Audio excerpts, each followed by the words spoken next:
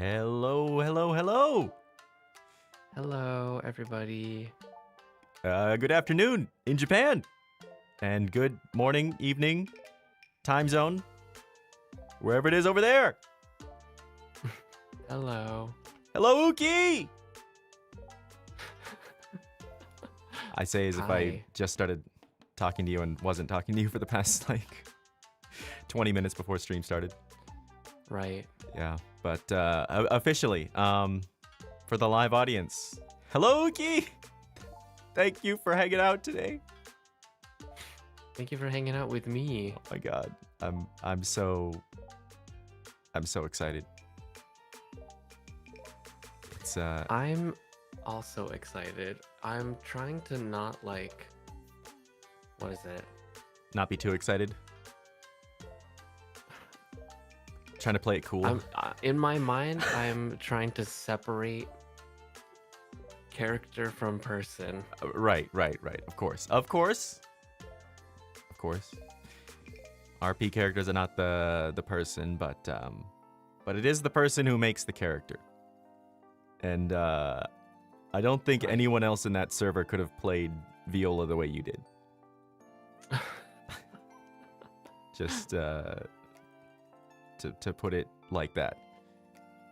Mm. I think it was your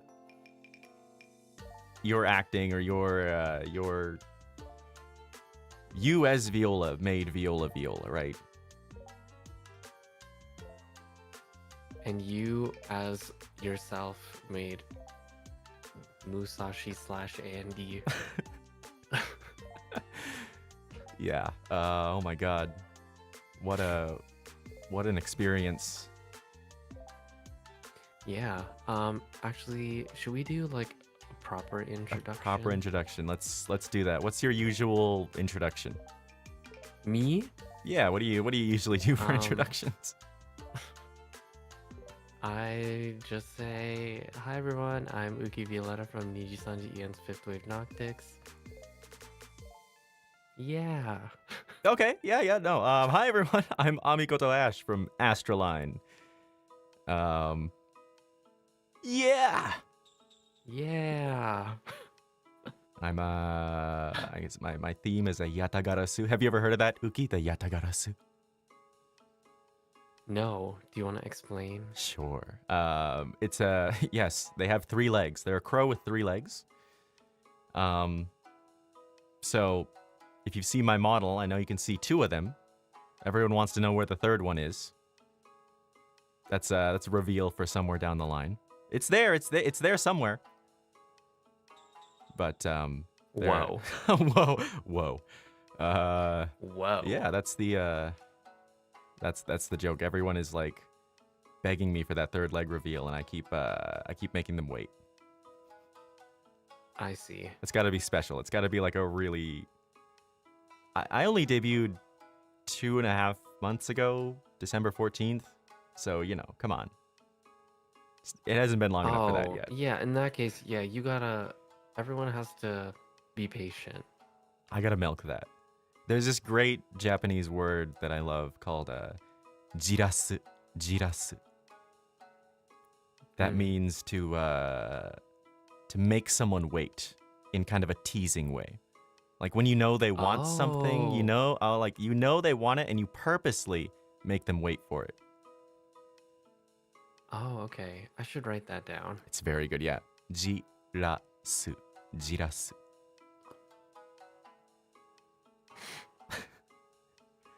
Lots of good Japanese to learn. Yeah, and you can teach it to me. Oh, yes, I can, and I would love to. I would love nothing more on this good green earth. Oh my god, I love Japanese so much.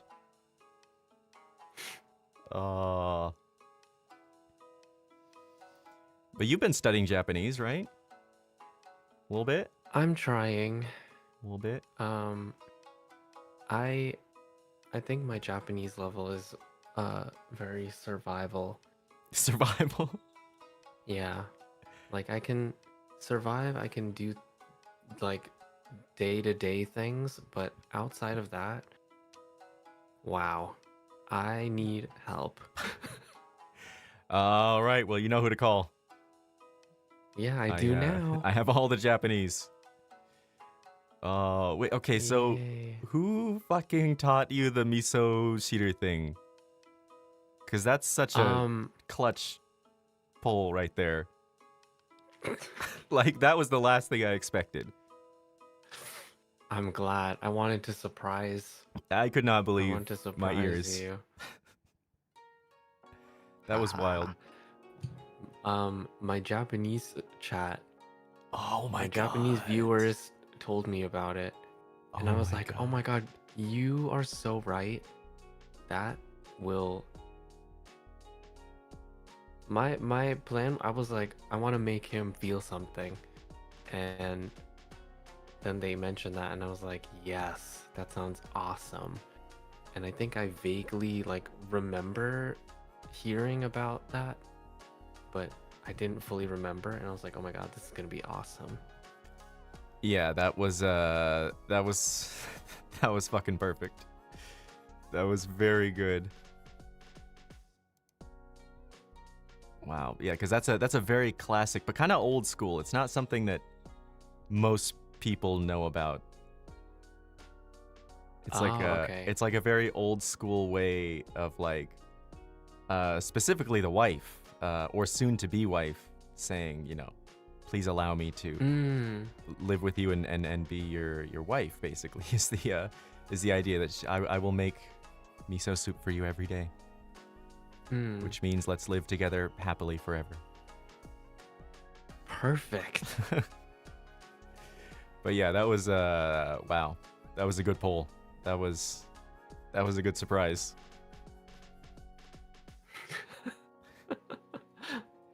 Very, very impressed. Your vows that you said, I was so surprised. Or not surprised, I was just kind of like, I guess, touched that you went to the extent of like all of those things that you said. Because I think the samurai concept, you never really, well, during their time together, never really pushed too much. Yeah. Which was interesting because Musashi, that's all he talked about with anyone else. Yeah. Because that was like, I mean, like, he didn't really know how to form connections with people, and that was his way of getting by, I guess. I mean, at heart, he was a very awkward and kind of, I mean, he was very alone. He wasn't used to interacting with people other than his family. He didn't know how to talk to people, so he'd just be like, I'm a samurai, and these are my principles. Yeah. Would you like to learn about samurai? But something about I see. Viola was like, gave him I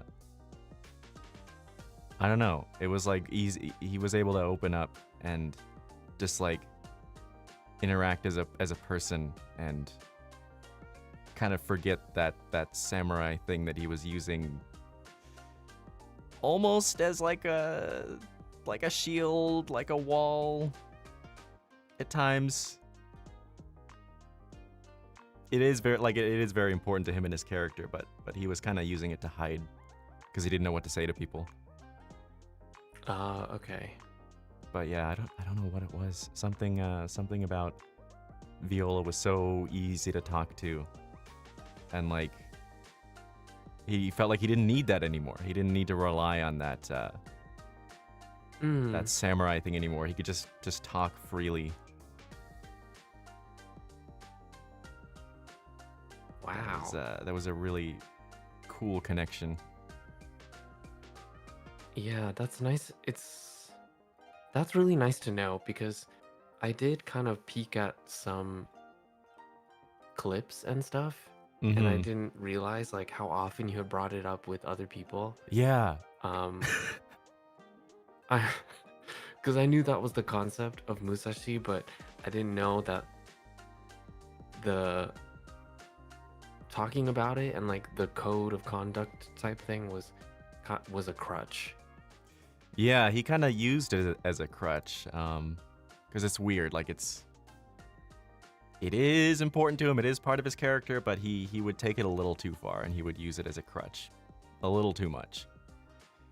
Until he met Viola, that was crazy. But yeah, I don't know if you saw his date with Anya, like it was so different. Do you want to talk about it or explain it to people who might not have seen? Yeah. So where do I start? Like God, there's so many things I want to talk about with you, and it's so hard to figure out where to start. I guess we'll just kind of do what's the expression, like free flowing, like there's something there that I'm forgetting. So yeah, I've been in Japan too long. I'm forgetting English. It's kind of I need a little bit of help.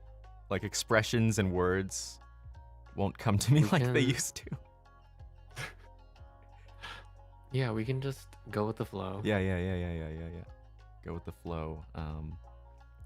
But basically, my concept for Musashi was that he's never been in love before, and he's never had a boyfriend or a girlfriend or pursued anyone romantically ever in his life. And because he was just trying to be a samurai, and that was everything to him. And then he came to the city, and somewhere, I don't remember what was the like who got him to start thinking about that. Someone like mentioned something offhand about the dating app, I think, and he was like, oh, maybe I'll try that. Like maybe I will discover passion, is what he kept calling it, instead of romance or love. He would call it passion. Oh, I will discover what this this so-called passion is. Which I kind of used as a joke, but then he really did find passion, which is kind of cool. Like no joke, like actual legitimate passion. But yeah, he would like. I think even in the profile, I wrote something like, "I'm here to find passion," instead of love or anything.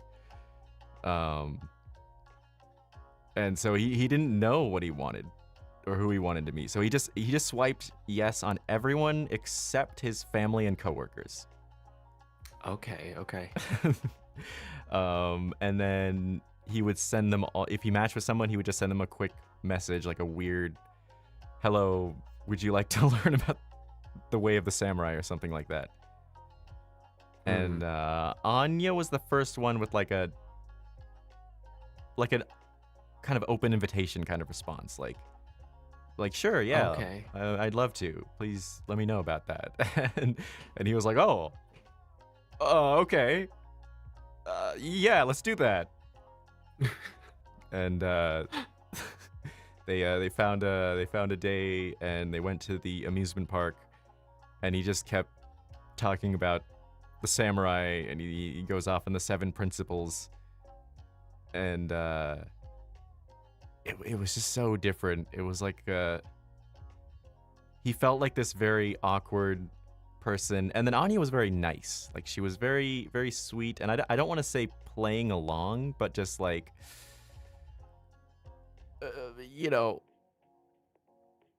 like my interpretation might be something like a kid showing you their favorite toy, and you're smiling at them, and you're like, oh, I'm so happy for you. That doesn't connect with me, but I'm so happy for you. That's so sweet for you. And she was very kind in that way, which was nice, and he liked that, but there wasn't like a genuine romantic connection between two people there. It didn't really go anywhere. Okay. But it was the closest thing he'd ever experienced to that, so he was like, all right, maybe this is it. Maybe this is as good as it gets, because he didn't know. And on that first date, he gave her a knife for a present. Oh. Yeah. He gave her a knife and said, "This is a samurai short sword. It's It's a very important weapon. Please keep it on you. It will keep you safe. You have the heart of a samurai or something. It was a very weird first date. Oh. Yeah. Was that maybe the same knife she used to stab you? Yes. Yes. And that is what that's like crazy. one of my favorite things that I've talked about this a couple times on stream, but like that's one of my favorite moments is that the knife he gave her on that first date is the knife she used to stab him. When he had that talk with her.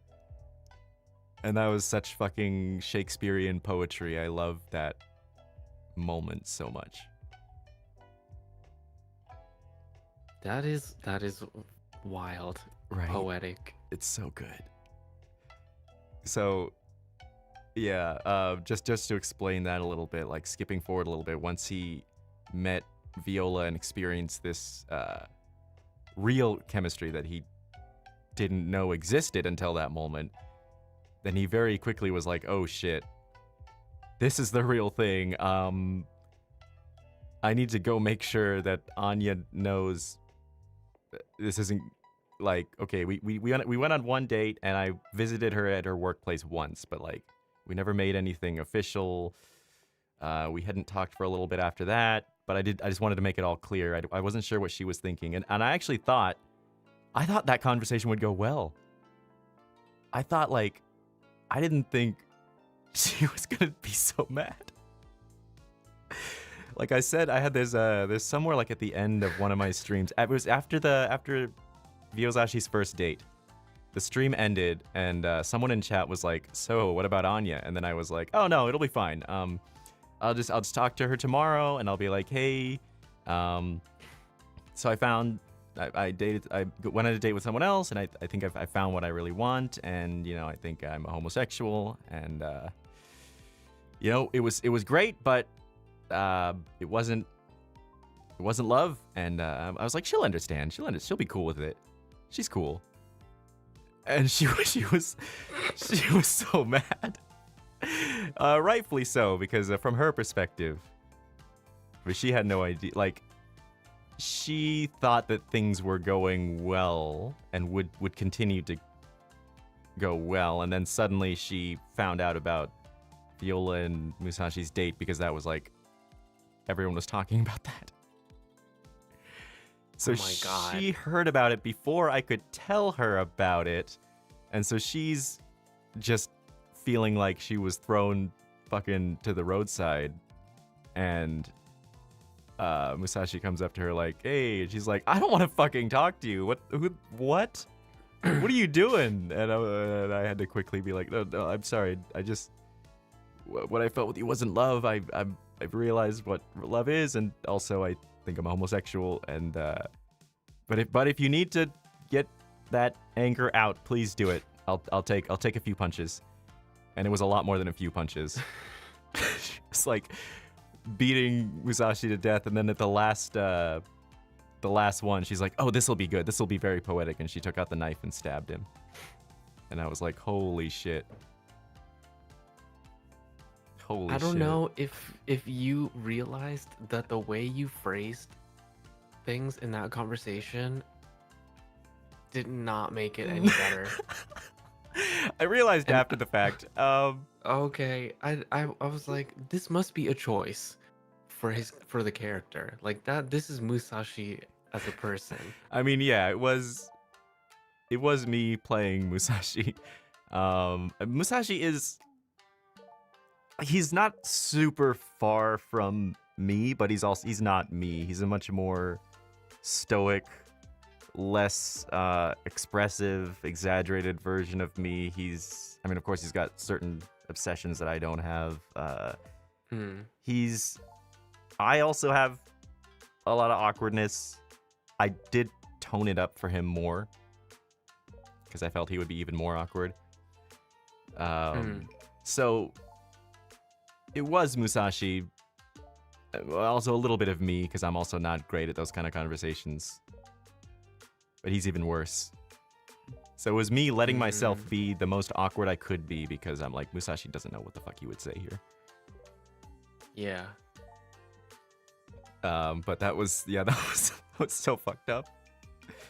But I love how it ended. It was so good. I'm so glad that Viola came running. That was so perfect. I really thought, well, I believed their story until you told me the truth after they left. Yeah. One of the 7 principles, honesty. So Musashi was willing to go along with the story until they left, because if he said it right when they were there, he was worried they would like hurt Viola or something. He didn't want to get Viola involved in that, so he waited until they disappeared, and then he's like, okay, hold on. That wasn't a car. However, he was going to leave out the part about the knife because he didn't want to worry Viola. He was just going to say she beat me up. And then you knew there was a knife wound. Yeah. I didn't know you could see those. Yeah, it shows you when you're treating someone what kind of injury it is. That's crazy. So what did you think when you heard car accident and you saw a knife wound? I was like, something isn't adding up, because what I'm seeing here in the injuries is not what you're telling me. Oh. So it's a good thing that you told me the truth, because I was like, I don't know if my eyes are like deceiving me, but it's telling me these injuries are telling me a different story. Yeah. Oh man. That was a really cool moment. Yeah. Well, I guess Musashi at that point didn't know people at the Vanilla Unicorn were kind of shady, like all of them. He was starting to get that idea because he saw and heard a couple vague things, and that was also kind of pushing him away from Anya because he didn't want to be involved in that if possible. He was he was very conflicted at that time because his dad Bob Burgerweather was also talking about starting like a vigilante group, and he's like, well, yeah, if that's the only way to get justice, maybe, but he wasn't super on board with that. He tried it for a day. It was very silly. It didn't really go anywhere.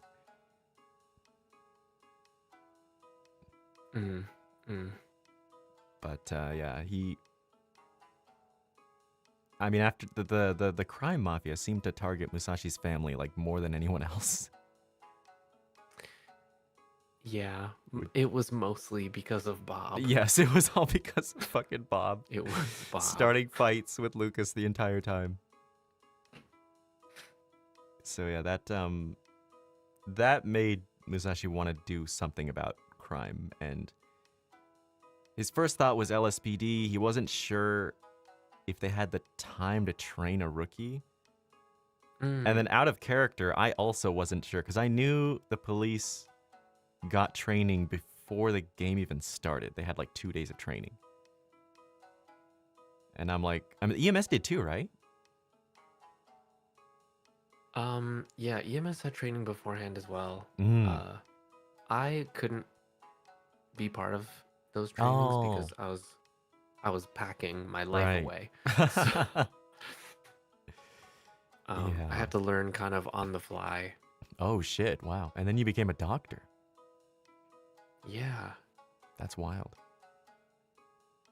Well, it's mostly because at a certain point, I started to feel like I wasn't being that useful, because later on, people's injuries started to become so serious. So much surgery. I as a paramedic couldn't do anything. No. I would just have to basically act like a first responder and just bring people. No. And that's kind of it. And so then I was like, I need to do something like more. Viola's whole thing is that they want to help people because they couldn't help people before, so that would not be a good feeling for them either. Yeah, so thankfully I became a doctor towards the end. Was that also in part because like you guys lost two doctors. You lost Justin, and then you lost Dr. Cox, right? Yeah, we started losing people, so we were like, okay, people gotta get promoted. We gotta do something to like make up for the lack of hands that we have. Mm-hmm. Yeah. I mean, I think it's good that you joined PD anyway because they were kind of being spread really thin as well. Yeah, exactly. I think that might also be another reason why they allowed newcomers so easily. Because I don't know if they would have in the beginning, but I think more and more people were like turning to crime, and the LSPD was not able to reach all of that.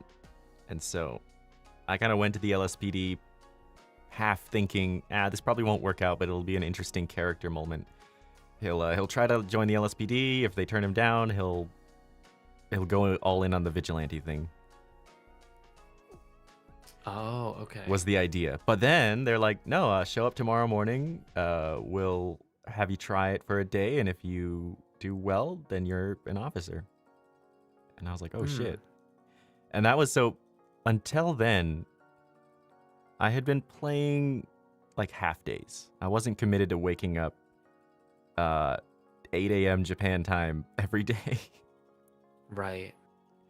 I'm not a morning person. I hate mornings. I usually go to sleep in the morning.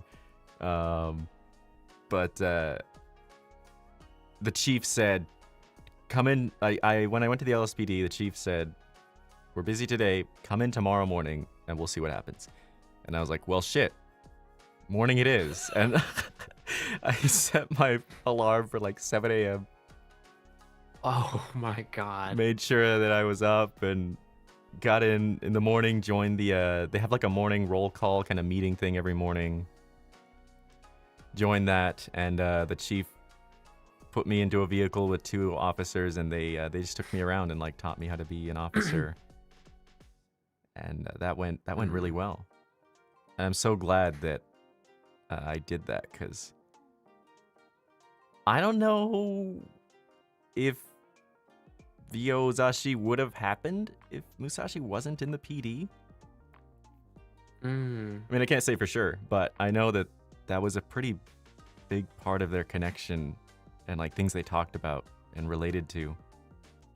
Right. Like there's all these like small little things that had to come together to make that happen, and it's so cool looking back on it and seeing those little pieces. Yeah. Stuff like falls into place when you think it's just like coincidence, but then yeah, when you look back and you see like, oh, if these few things were different, it could have been a whole different story. Yeah. A lot of the first times we interacted, I didn't even really remember very well, because it wasn't until the first date that Musashi realized how great Viola was for him personally, like how like felt that chemistry and all that. Until then, it was just like the thing with Anya was kind of simmering down.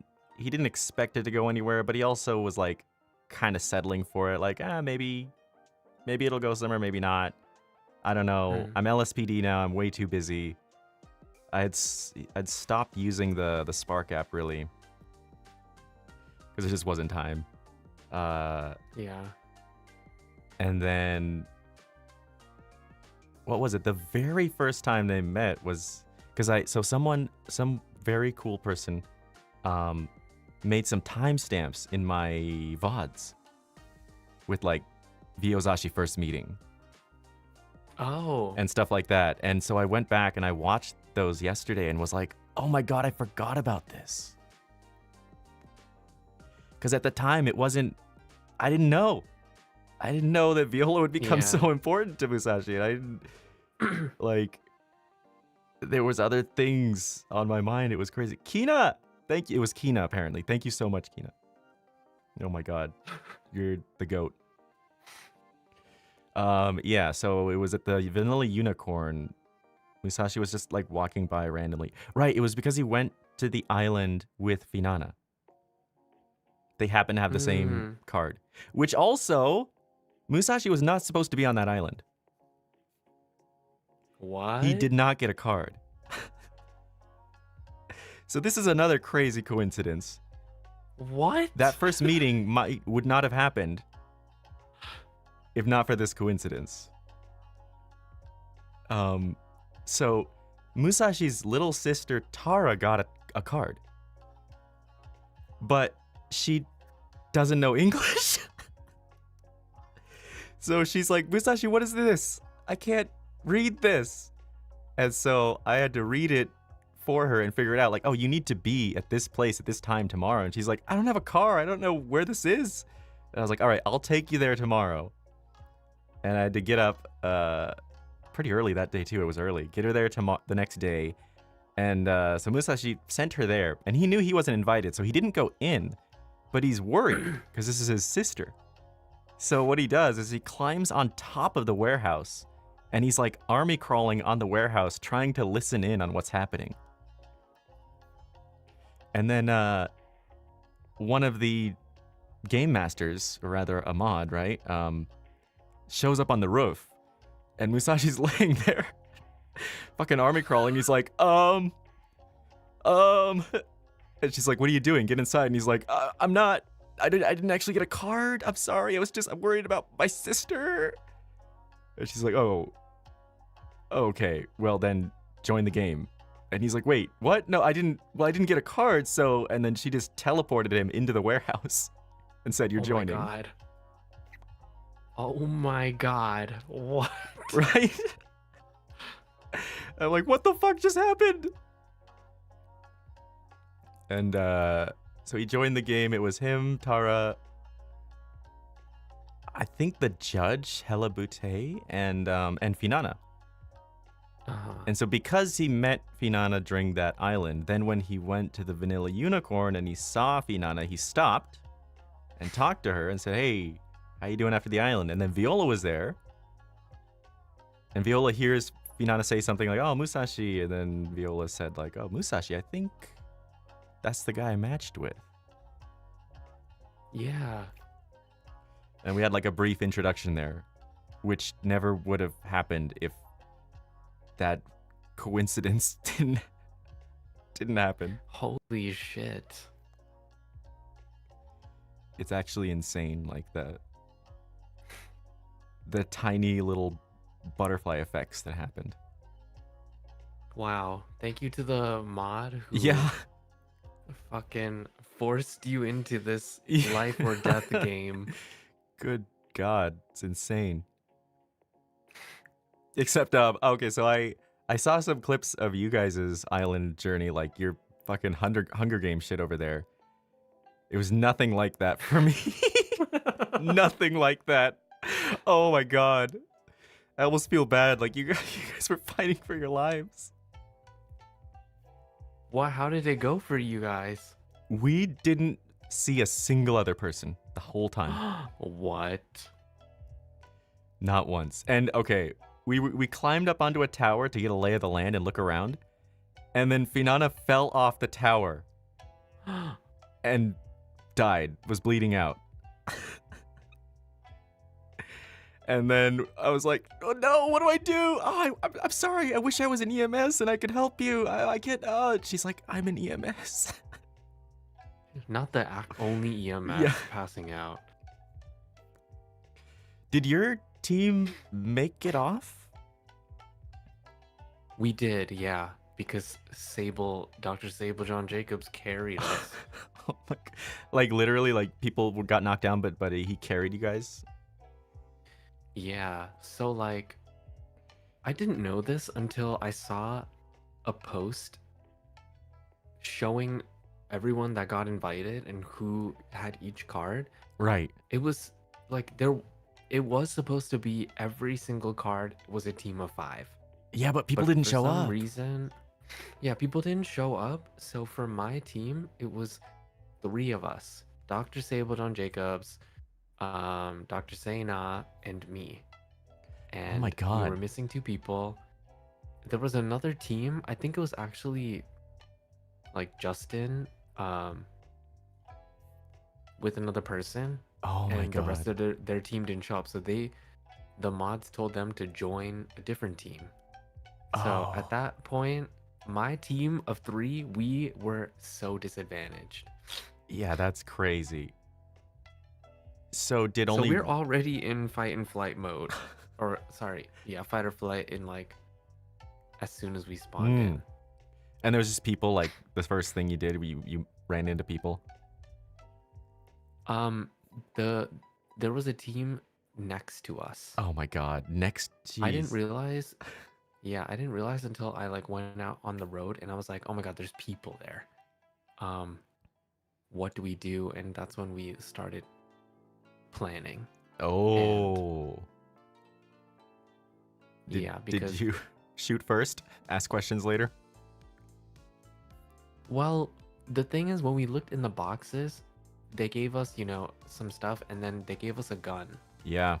And I immediately was like, "Okay, this is Hunger Games now. This is Hunger Games now and there's a team like right next to us. We have to decide what to do." And then it was just like, "Okay, so if you guys are giving me the gun to hold, you guys go on either side of the team and I will stay behind the team, and as soon as I start shooting, you guys come in from both sides." Wow. So, so we were planning and like doing stuff. So there was 4 of them, so we were outnumbered. Oh my god. And yeah, so I was like, "Okay, I have to take out as many of them as I can so that we have an easier time." So I took out half the team, and then Sable and Sena took the other 2.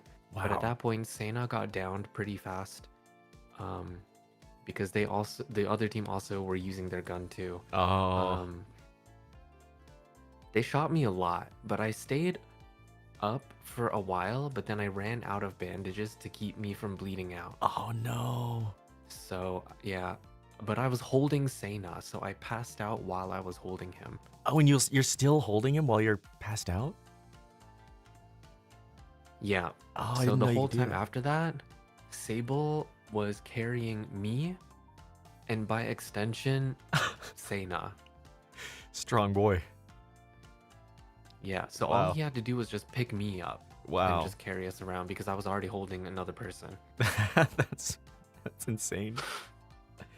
Oh Yeah. my god. We found 2 different finish line areas, but people had already like taken the vehicles and stuff, so they were empty. Oh, what? Wait, so how'd you get off? We like went quite far away and finally found an area where there was a boat. Oh, nice. So we took that. It was fucking crazy. When I That's- realized that there were people that just were fucking around or like got off really fast, I was like, "What the fuck? We were out here fighting for our Yeah. lives." Yeah, that's so fucked up. Oh my god. I mean, you did choose violence. There's a non-0% chance that if you talked to them, they would have allied themselves with you, but you don't know that, so Yeah, you don't well, know. they gave us a gun in the event box, so I was like, "Oh, it's dog eat dog." Yeah. And given Viola's character, and actually also Sable John's character, Yeah, we Sable was both like were a like, ex-hitman, right? yeah. So both of us already were like in survival mode. Yeah, that makes sense.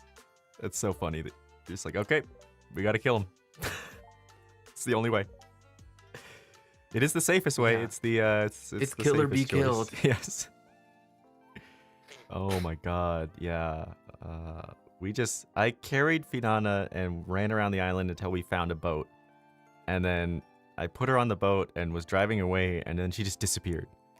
I don't know if she like fell through the boat or something. I think it was some kind of glitch or something. Maybe a head pop, I don't know, but she just disappeared and we're like, "No!" Pinata.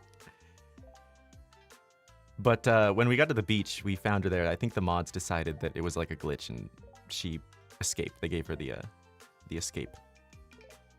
Oh, okay. So that was good. But what a crazy event. Jesus Christ. Right, and I then will never. You'll never what I'll now? never forget it. Never forget that, yeah. I'll never forget a lot of things about this 12 days. What a 12 days. It was I was just playing a game for like the first week, and then the last half, and then especially after meeting Viola, like that was not a game anymore. I mean, it was, but it was like I was living the RP life more than my own life. Right, right. Like my life was on the back burner, and every day was like, okay, what's Musashi doing today? That's Yeah. that's more important. That was Yeah, wild. meeting Musashi gave a purpose, more of a purpose, because I felt like I was just doing a job Yeah, exactly. for the for the first half. And I was just like, what do I do with any sort of off time? Because I'm like, I think a lot of the EMS were afraid to go off and do other things during the downtime because Yeah, anything can happen.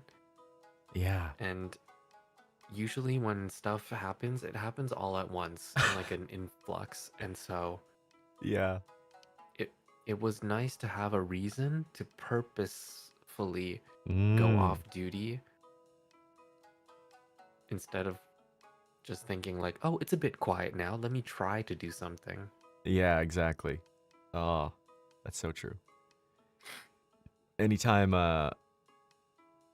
like during the LSPD, like I always had the radio on. Was always waiting. If there wasn't something happening, I was like expecting something to happen any second. Yeah, So it's like even when I was off duty, I was mentally on duty. right.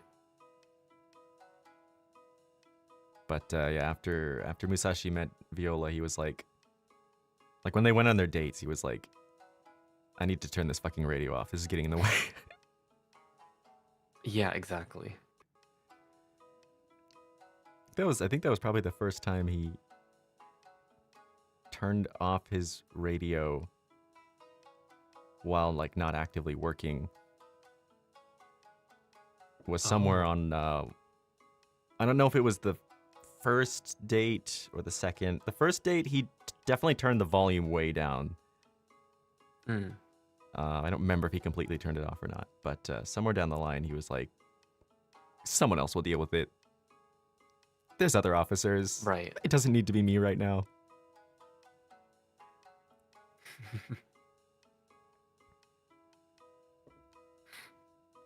Man, but Dr. Ash also came in very clutch for us.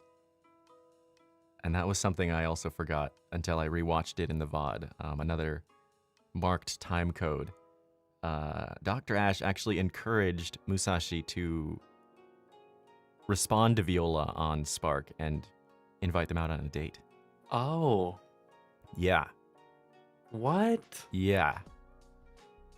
And I had forgotten that because in that moment it still wasn't like a huge deal for Musashi. Like he still didn't really know Viola in any way, right? He didn't know that date would become one of the most important days of the game for him. So it's like looking back at those moments and realizing, holy shit, I didn't know how important that was. Mm. Because again, he had like, he was busy and he was kind of settling for what this like kind of easy relationship with Anya that wasn't really love, but it was like, it was fine. She was nice, basically. And either way, like he was fine just like kind of letting that go where it will. It could fade out, that would be fine, or it could go somewhere, that would be fine. And he was just too busy with the LSPD to really think about that. And then I think somewhere in the hospital, Viola comes up and like sends the little eyes emoji right in front of him.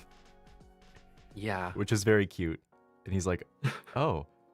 And after Viola walked away, Musashi was talking to Dr. Ash for a minute. And the reason why he stayed there and talked to her was because Musashi was on buddy duty with Detective Blanks. And Detective Blanks was hard crushing on Dr. Ash. Oh. And so Musashi was like, ooh, I want to help these two make this happen because Detective Blanks is like way too shy. Detective Blanks was like telling Musashi that like she really liked Dr. Ash, and Dr. Ash was right there in front of her, and they both matched on Spark, and Musashi was like, guys, go on a date. And he was trying to get the conversation to go into dates, and so he opened up Spark, and he's like, oh, I just got an emoji here from your Dr. Viola. And then Dr. Ash says like, oh, they're so sweet, you should go on a date with them. And Musashi said something like, oh, maybe we should do that. And then we could make it a double date, right? Trying to play wingman for Detective Blanks. Right. And so that got him to actually start texting Viola and actively try to make that date happen. And Blanks and Ash didn't go anywhere, but Viola and Musashi sure did. That's true. But goddamn, that is also in part thanks to Detective Blanks and Dr. Ash, kind of spurring that action in the moment. Right. That was wild. And the first few texts Musashi sent were pretty similar to how he had been before, like very samurai coded. Like, let's meet up and I'll teach you about the samurai way of life or something. But yeah, it's so crazy how that changed when they actually met and just started talking freely. Yeah. What was it? I'm so curious. What was it that made Viola, for one, match with Musashi, and then two, like actually send that emoji, like show interest? Like, why did Viola want to try going on a date with Musashi? I think I forgot that you're on your profile. You were talking about trying to find the passion. Right. And I think that interested Viola. And then I had sent that emoji while you were in front of me because I wanted to start something to like talk to you, because I was curious about who you were, because we hadn't really interacted that much, and I was curious about like who you were, what your story was, and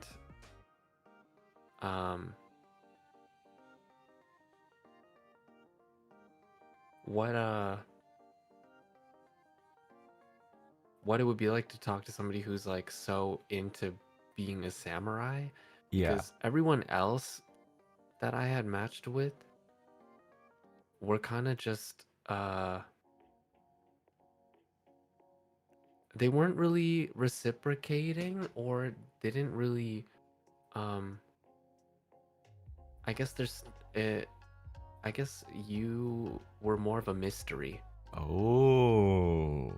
And I wanted to know more because I didn't know that much, because I knew some people's like personalities and stuff, but I didn't know about you. That's interesting. So Viola likes mysteries. I guess trying to know more about somebody who they don't really know about, and since you were in front of me and I didn't want to just be like, hi, I'm right in front of you, Yeah. or something creepy like that, I just sent an emoji. The eye emojis was very cute. That definitely got Musashi's attention. It's like, oh, that's fun. I like that. Just like this dude standing right in front of you opens the app and sends eye emojis right Yeah, there, I'm just like, oh, and then just like noticing casually you. walks away.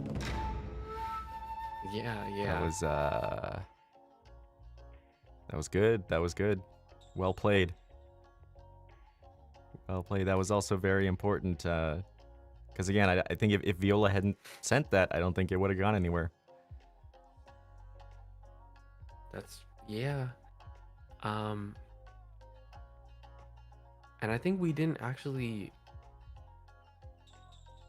talk for a bit until later. Yeah.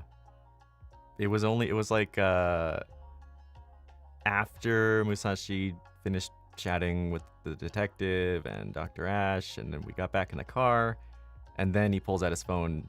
And so, right, that day also, Musashi just happened to be trying out detective work, which is much more slow and chill. You're not Oh. responding to robberies. You're not doing chases. You're just visiting suspicious places like the Cat Cafe, right? You're talking to people. You're visiting crime scenes after they happen, picking up like bullet casings and looking up information and that kind of stuff. So it's very easy to take out your phone and send texts. So that was a great day for them to start texting. And then they actually had a pretty decent back and forth. And then it was that night when they made the date happen, I believe. Yep. That was wild. Another little coincidence. I was really excited to go on a real date. Okay, what was your other dates like? The only other date that I went on, I don't even know if it really counts because it was with Prophet. Fucking Prophet. What? Yeah, it was with Prophet, and it like Oh. was not. It was like barely even a real date because it was just him wanting me to join his tax benefit polycule, which never ended up even being a polycule. And I Oh just my went God. on it as like I think I went on it to make Dr. Gaff happy because Aw. she loves Yaoi. And I was like, okay, I'll just give it a try, whatever. Let's see what happens. And it was I like barely even remember what happened. What I mainly remember is trying to go into the haunted house together and then him leaving the ride. Wait, so did he get in the seat and then get out? He got out of the seat on accident and Oh, couldn't get back in. It was an accident. So Okay. I went through alone. No. And recorded myself and posted it on Trendy and was like, POV, like when your date leaves you in the haunted house. That's so fucked up. Oh my God. Oh my God. Wow. That's okay, so how are you with scary stuff? How was that? I'm fine with scare. I love horror Nice. because, like Viola said, I love adrenaline. That's true. That's true. So okay. that was So it wasn't like you were in there screaming the whole time. It was just like, this fucker. no, I was just like, This guy. all right, I gotta do this. Like, I actually had been to the haunted house before. Oh, and you gotta sit through it again, and it's so long. Yeah, it's so long, It's and really it's long. quite loud in there It too. is. So I was like, fuck, I just have to sit here because if I exit, I'm gonna be stuck inside the haunted house. Yeah. That was my only date, other Wow. than the real one that we went on. Mm-hmm. The real 1, 2, 3, 4 that we went on. Oh, They were yeah, all we went on great. so many. Who did you go on any other dates too aside from Anya? The only real one was Anya. After that, there was like this moment where Musashi happened to meet up with Damon from the VU, who was his friend. They met at the airport, and they had like a bro date. It wasn't really like a date. It was kind of like a bro date. There was a little bit of homoerotic tension there, maybe, but not real chemistry, right? Right. I also had like something with Damon and Val, Mm. but like separately, and I was gonna ended up say. just like yeah, I ended up just like not going through with anything and kind of actually ignoring them because Oh. I knew that it was their job as hosts to, Yeah. pull you in and get you Yeah. like that. And because of what happened with Justin, and he like what blew 100K being there and like being with them. Oh my And god. actually, now that I think about it, both of them never billed me. Oh shit. So Huh. I never paid them for whatever happened between us. Was it at the Vanilla Unicorn? Yeah. Okay, then yeah, that should have been like a. That's not a date. That's like a paid encounter. Yeah, that's what I'm saying. Like I think I was feeling confused about it. Yeah. And I was just like, I have to remember, this is within the host club. This is their job to make you feel this way so Yeah. that you can come back. And yeah, and they never billed me Oh wow. at the end. It was like, oh, like later or something. Huh. But then, so I guess I have a debt to. Viola owes money to the Vanilla Unicorn. Whoops. I mean, they're a doctor. I'm sure they have tons of money, so shouldn't be an issue. That's true. It wouldn't have been an issue, but Oh wow. Did you join the crazy gambling days with the EMS? not really. I did a little bit of. I dabbled in it, but not a lot. Not as much as the rest of them. Ah, you never won big? Nope. I wasn't there long enough. And I think I just also wasn't that interested because I wanted to do other things, or I wanted to try to do other things and like explore and interact with other people.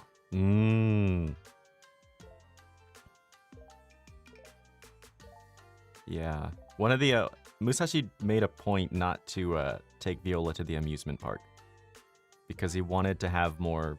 Well, he wanted to talk to Viola. I mean, after that, the Sakura Village was kind of just. Musashi hadn't been there yet, and he loves Japan, so he wanted to go there. And taking Viola there was a nice way to get there and see it. It ended up being like so much better than I thought it would be. Holy shit. Yeah. But then like after that, so right after that date, immediately Musashi's like, okay, I need more of this. And thinking about like other date spots, and there's not that many. Right. There's not that many. And so I'm like, yeah, there's the amusement park, but I didn't want to go there because Musashi wanted to talk to Viola and not like ride rides and stuff. Yeah. So it was aquarium and then just walk around the ocean, the pier, the beach. Yeah. Also, the amusement park is dangerous. Yeah. Yeah, I learned that later. Oh my god. People dying there. The amusement park, the rides were cheap for a reason. Fucking $10. Oh my god. That was crazy. Yeah, I saw some clips of people like bleeding out on the roller coaster tracks and crazy places. Oh my god, That was girl. insane. It was something. Oh. Jesus Wow. Christ. That was something else. Yeah, I kept I kept talking about how thankful and grateful I am that things happened the way it did for the both of our characters, Yeah. because I was trying to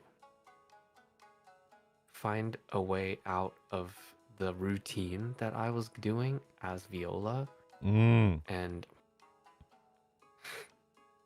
something to like disrupt things in a good or bad way, whatever happens. Ah. And yes, and in this case, it was a very good disruption, Yeah. um, that I didn't expect. Because in my uh, plan for Viola, love and a relationship was never in the plan.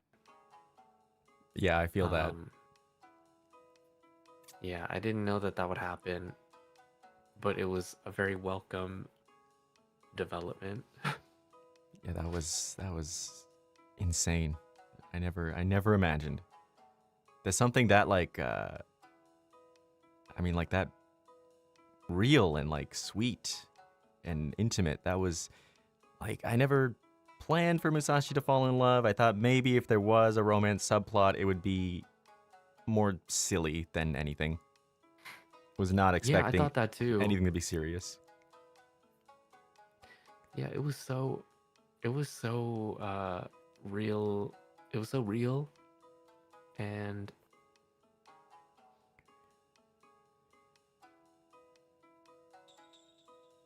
every time I would what is it? Talk about like our dates with the rest of EMS and stuff, Oh. I loved the reactions. Ah. I loved everyone being like freaking out and like giggling, kicking their feet type. I'm so curious. I wish I was a fly on the wall for that. I mean, I can go back and watch the VODs later, but I'm so curious what that was like to go back to EMS and have all that waiting for you. Yeah, even in the radio too. I'd be like, Dr. Viola is clocking out for a date, and Ooh. everyone on the radio being like, "Good luck or have fun," and whatever. Like, it was so. Oh my god, so fucking cute. Yeah, it was really cute. I love that scene outside the hospital where like EMS is all crouched down like 10 feet away, while Viola and Musashi are just flirting and talking and kissing and shit, and then Joe King comes over with a boon mic. It was so good. That shit's so funny. EMS is like such good people, man. Except for Justin. I'm so glad. Oh, right. Just in time, you motherfucker. Oh. God damn it, Justin. Don't even want to. Great role playing, but goddamn, you hurt Musashi's husband so much. Yeah, for real. The day that PD brought Justin into the hospital, and we like a few of us like talked to him, kind of vented our frustrations, and then we like kind of fucked him up while the PD turned their back. That day was so difficult. Oh my god, yeah. Fuck. Musashi never really got the chance to interact with Justin after that betrayal, but Musashi would have been very upset. Obviously, because Viola got hurt, but also before all of that, Musashi like had a lot of respect for Justin. He was saved by Justin several times. He made a samurai blood oath with Justin. What?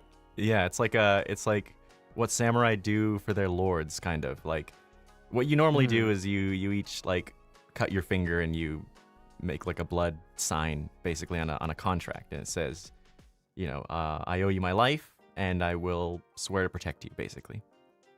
Right.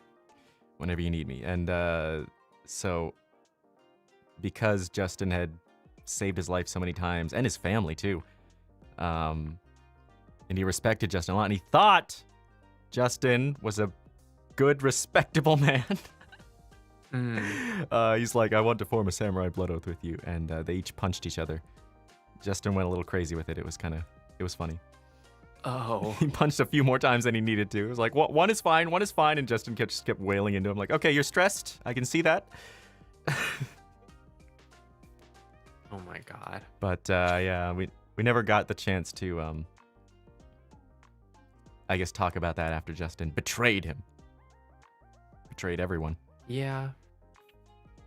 I think that was the first time that Viola got like actually angry. Yeah.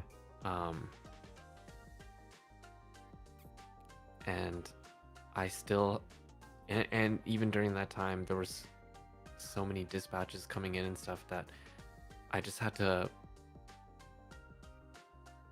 keep going and do my job. Oh, that's fucked up. Yeah. Goddamn.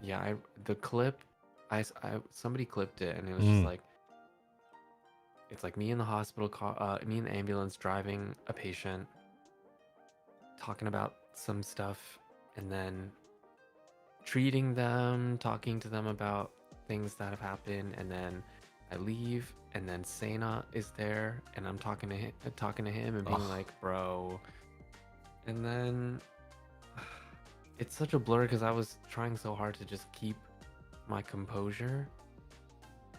Yeah, because, like, okay, that's Viola's wedding day. Like, fuck. Yes, exactly. Like, what is going through Viola's head there when they're, like, getting betrayed by Justin? It's, like, the worst thing that's ever happened to them, but then today is supposed to be, like, the best day of their life later on. How the fuck do you manage that? Well, I think meeting with you beforehand, Viola meeting up with Musashi, like, before all the wedding stuff, right, helped a lot. Mm-hmm. Just to, like, be around each other. Yeah.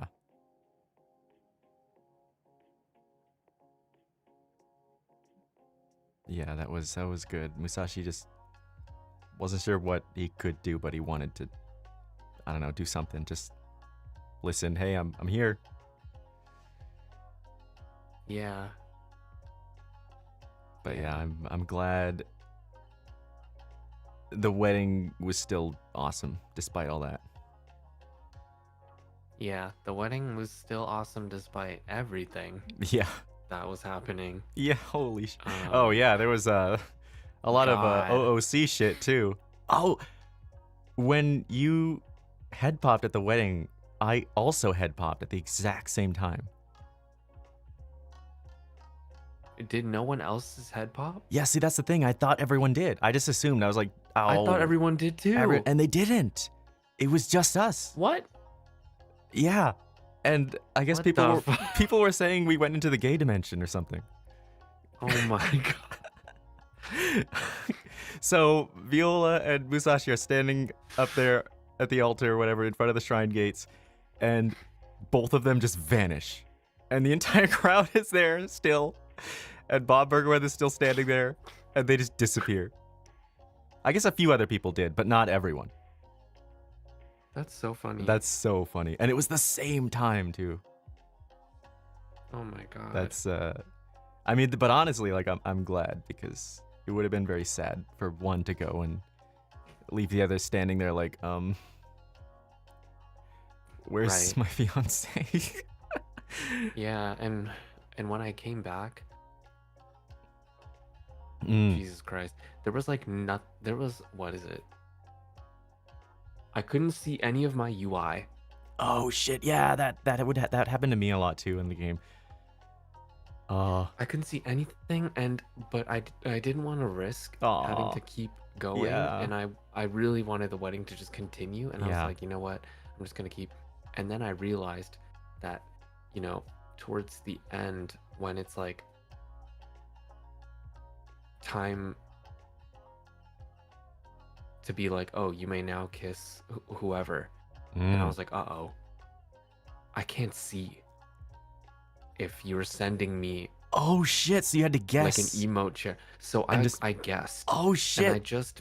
just kept pressing E. Oh my god! I didn't know that. Oh my god! Oh Yeah, whoa! I just kept pressing it in the case that you did, and thankfully you did, and so I was able to go through with the emote. Wow! Oh shit! That's wild. I didn't know you couldn't even see that. Whoa! Yeah, I couldn't see. That's why Whoa! after everything was over is when I was like, okay, let me take a moment. Yeah, yeah, yeah, yeah. Let's reset your head there. Yeah, I couldn't tell, but throughout their whole relationship, throughout the whole time we kissed a lot.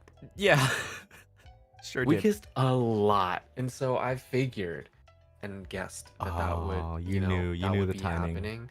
Yeah, so I kind of knew and just was like, okay, this is around the time, and I just kept pressing E. Damn, that's connection right there. Yeah, I was like, I know it's coming. I know it's. I just have to keep going and see. Oh. Wow. Yeah, no, it worked out perfect. It looked perfect from everyone else's point of view. Yeah, I'm so thankful. Oh my god. That's. Even during the exchanging of rings, Oh right, cause you. I Oh my god. I opened my inventory and none of the images Right, so you have were to look there. for the name. Oh no. So yeah, I looked for the name and did the exchange, and then my vision was blurry because it glitched so that when I removed the inventory, you know how when you open your inventory, everything Yeah. else around blurs. It stayed stayed like blurry? that. No. Yeah, and then I was just like, oh fuck, what do I do? No. And so I just what did I do? I think I just I tried to open and reopen inventory, and that didn't work, and then I just pressed escape like an extra time or something, and then it came back. Oh, thank God, thank God. I was like, did you have to watch that with a blurry screen the whole time? Thank God. Yeah, it was blurry for a bit, but then I Okay. figured it out. Wow. Wow. Yeah, the universe is trying to keep them apart, but or not the universe. What is it called? Haters. Haters. Yeah, but we still prevail. Hell yeah. Hell yeah. That was wild. Wow. Yeah. And then, oh my god, and another thing is I didn't intend for the wedding to happen so close to the final like moments of Yeah. the server. Yeah. Yeah. Same here. It was like, like so much shit kept happening. There was like 3 weddings in town, and then like one of them was Musashi's sister. So he's like, okay, well, I've got to be there. And then right after there's a Soulja Boys concert, and it's like, well, that's EMS, so of course EMS wants to support that, and I want to support the EMS because that's where fiance works, right? So we'll watch that. And then it's like, oh, Sakura Village event. Oh, okay, I guess we'll go up there. Oh my god. But It was a lot of things got delayed because EMS were kind of going through it, and we had to keep helping Yeah. people because everyone kept getting hurt and stuff. And then eventually, EMS goddess had to come in and help us help people so that we could Yeah. do the events that we were trying to do. Oh my god. Oh my god. Wow. Yeah, It that was. I knew that in the especially the final day, people are gonna get a little crazy Yeah. and will probably put us to work. But then it was like, okay, but now we can't do the events that we're trying to do. Yeah. Oh, what a final day it was. My goodness. Yeah.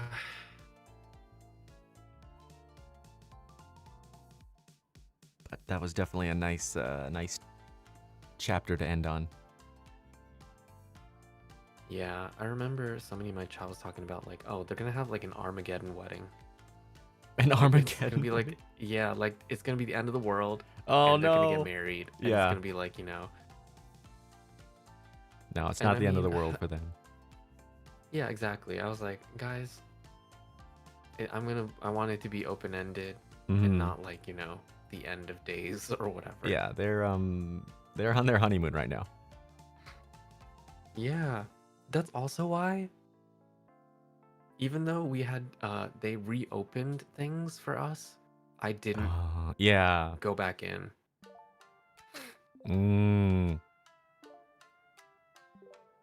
Yeah, that's very fair. You want to just leave it where it was.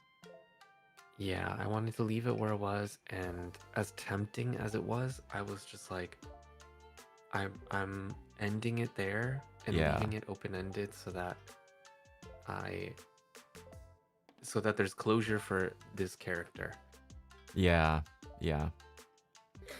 I jumped in for a few minutes. I had to save some pics on my phone, and the whole LSPD wanted a group pic. I was like, yeah, I want to join that. And then, but the first thing Musashi did when he jumped back in, he opened his phone, he texted Viola. Oh my god.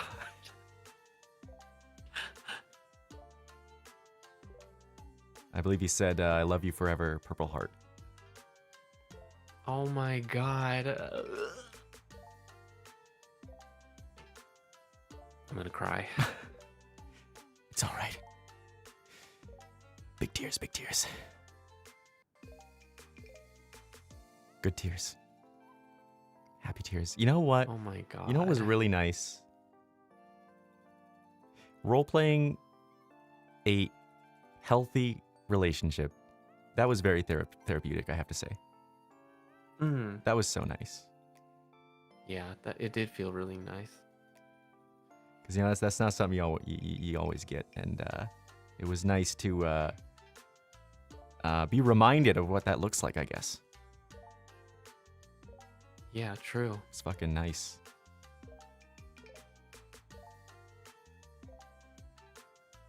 Man, Viola's great. Viola's such a good person.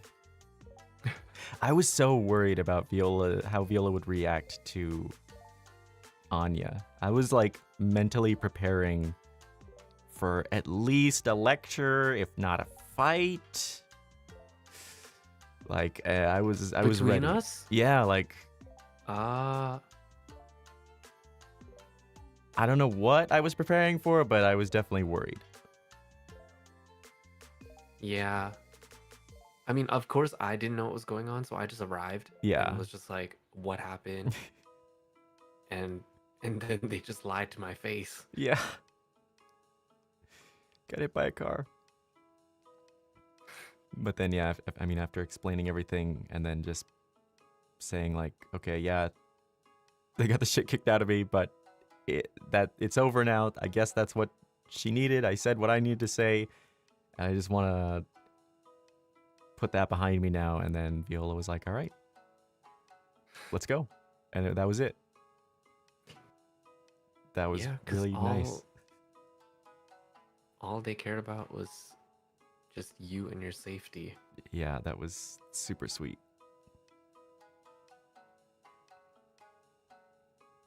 Yeah, I think Viola understood though, from Anya's perspective, and Yeah. probably why they didn't want to. Oh, I'm sorry, Anya. Musashi's not experienced in these things. He didn't know. He didn't know. Oh my god. Oh my, there's I saw the clip of you where you were like going through it after that, and you were Oh. just like, is this what it's like to be gay? Oh my god, yeah. Yeah. All the fucking yeah, right, because then immediately after Anya, I get a call from Neil, who's like, yo, I heard you made my girl sad. Like, what the fuck is wrong with you? why didn't you know that you were gay sooner? Like, and I'm like, I'm sorry, I was confused. I didn't know what I wanted. I'm sorry. I, Oh my I think God. it was purely just the way Musashi Yeah. Worded it. Musashi That's it's very bad at that. just such poor choice of words. Oh my God. But yeah, that shit killed me. Is this what it's like to be gay? I'm just trying to figure it out, and everyone's mad at me.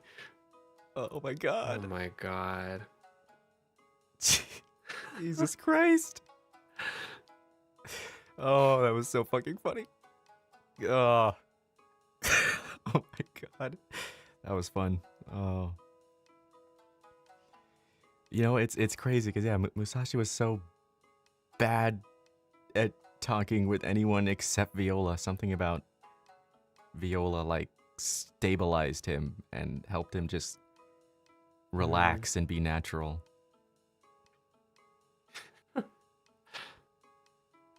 Oh my god.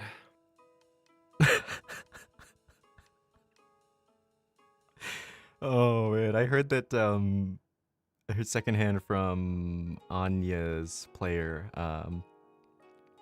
that as soon as the fight was over, like one of the VU girls who watched it happen was like, "Did you just beat that guy up because he's gay?" Oh my god. That's so fucking funny. I need to find that like actual clip and watch. I need to hear that with my own ears because that's so fucking funny. Oh my god. Jesus That's Christ. so good. Obviously, there was a lot more context, but from the that outsider POV who I think she just walked in when Musashi said, "I think I'm a homosexual," and then Anya kicked the shit out of him, and she's like, "Wait, what just happened? Did you just beat the shit out of that guy because God, he's not gay?" the hate crime. No, no. Oh, it's so funny.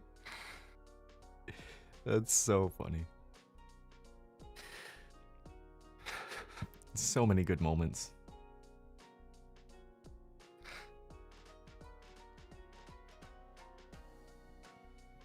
Man, what an unforgettable 12 days. Yeah. How are you dealing with snapping back to reality? Good question. Work helps. I mean, I had a lot of work piled up, stuff I needed to catch up, and then immediately like had some jobs scheduled like right after the role playing. So it's like when I'm working, it's like, oh, okay, this is real life. Yep, gotta fucking work, go here, do this, do that. But then I'll like in those quieter moments, sitting down, scrolling Twitter, watching the clips, like, damn, that was crazy. That shit was crazy. So I'm somewhere in between. I'm decompressing, I think. Like after a scuba dive, right? Where you need like a certain amount of hours to decompress before your body readjusts. The first day after the role play was crazy. That was like, I didn't have like urgent work. I had to do stuff at night, but like I was just like I slept in, of course, and then just like I don't know how many hours I was just looking back at VODs and clips and stuff. It was afternoon and then it was fucking late at night and I'm like, "Oh, damn, I'm still there." How's it been for you? I had agreed to meet up with a friend Mm. the day after everything Mm. ended. So I actually woke up around the same time that I did for District V, and I was just like, Oh. oh my god, I'm awake now, but for a different reason. Oh. And yeah, so I went out and it just felt strange. Yeah. And Yeah. I was basically just trying to like talk to my friend about things a little bit and share my experience and of course, you know, every time you see an ambulance, every time I hear one, Oh my god. Yeah. my body and my brain is doing something. And Yeah. Dispatch. when I was hearing like hearing like helicopter sounds too, Oh. and even when I saw like motorcycles on the road Oh yeah. and stuff, Oh my god. everything, I was just like, yo, my brain. And there was a moment where like there was an ambulance and it was there for a while because I think one of the oh my god, I was about to say one of the locals. Locals, One of no. the- They're real people. somebody in their not local, well technically, Well, yes. or I don't yeah. know. Yeah. Technically. Not in the way you mean it though. somebody in their car in the middle of the road was not really moving out of the way, and so the ambulance was just there. No. And I was just standing there, man standing emoji, looking at the ambulance and just staring at it. And my friend is just like there with me, and it was a stoplight, so we were just there, and I was just staring at the ambulance. Oh my god, you're like, car, get out of the way, please. They need to get to dispatch. Yeah, I was like, you better move out of the way for this ambulance. Oh no. But I went to see real Sakura. Real Sakura. Ah. Yeah, and thankfully while I was there, I didn't think about GTA. That's And impressive. just yeah, because actually it's my first spring here, Oh. because every time I've been here has been either summer Right. or like summer or fall. Mmm. So it was my first spring and my first time seeing Sakura in bloom here. Oh, that's amazing. I love spring here. Yeah, so I was able to at least be in the moment at that point. Yeah. And That's then good. when I came back and posted the photo on Oh, Twitter, no. like on my way home, people were mentioning, "Oh my god, you went to the Sakura village," and I was like, "Oh my, I didn't even realize that." Oh my god. It would be cool if Sakura Village was real though. I mean, technically There's some similar places. Technically, it is. You could definitely Yeah. find something similar, yeah. But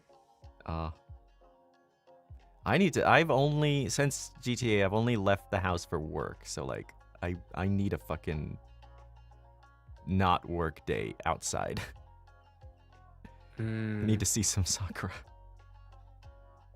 Yeah, you should. It's the time now. Yeah, it's just gonna get better and better. Right now, I believe what's mostly blooming right now is they call them the plum blossoms, which are they're actually more of a saturated color than the cherry blossoms.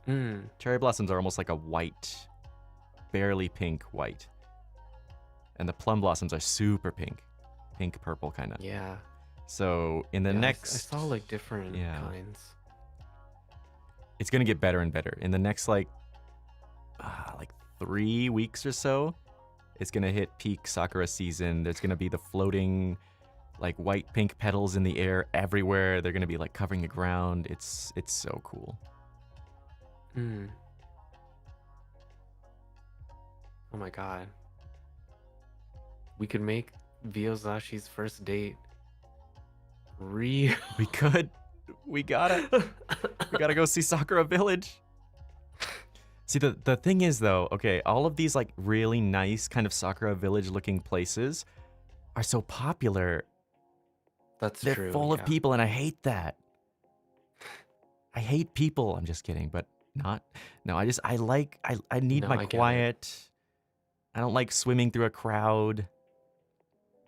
Yeah, that's pretty awful. Yeah, so you gotta find like these places like out in the middle of nowhere. Like if you travel outside to like countryside areas, there's some cool stuff. It can be hard to find though, because like there's so much.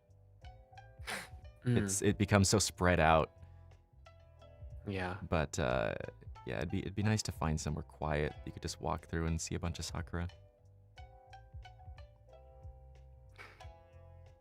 Yeah, that would be nice.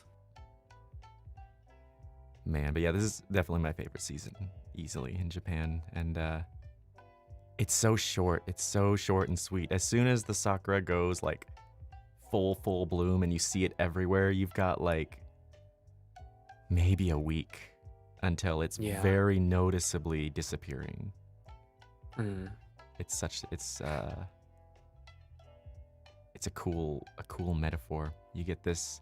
I just keep thinking like you get this Yeah. once a year, and like, you know, we humans only live like 100 or so years if we're lucky. So, you know, and then realistically, you're not really counting the years you don't remember when you're a tiny baby.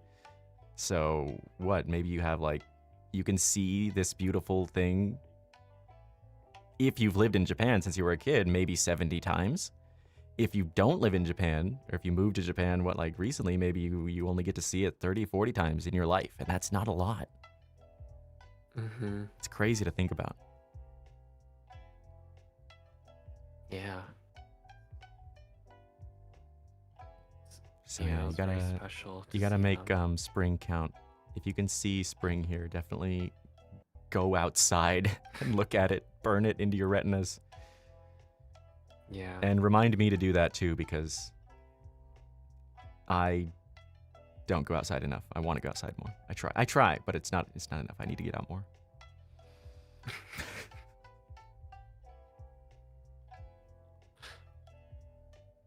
Man. That feeling when, there was a random topic, but there was a small chance that Musashi was going to join the EMS. Really? Musashi was invited by Justin to join the EMS pretty early on, like third day or so, somewhere in there.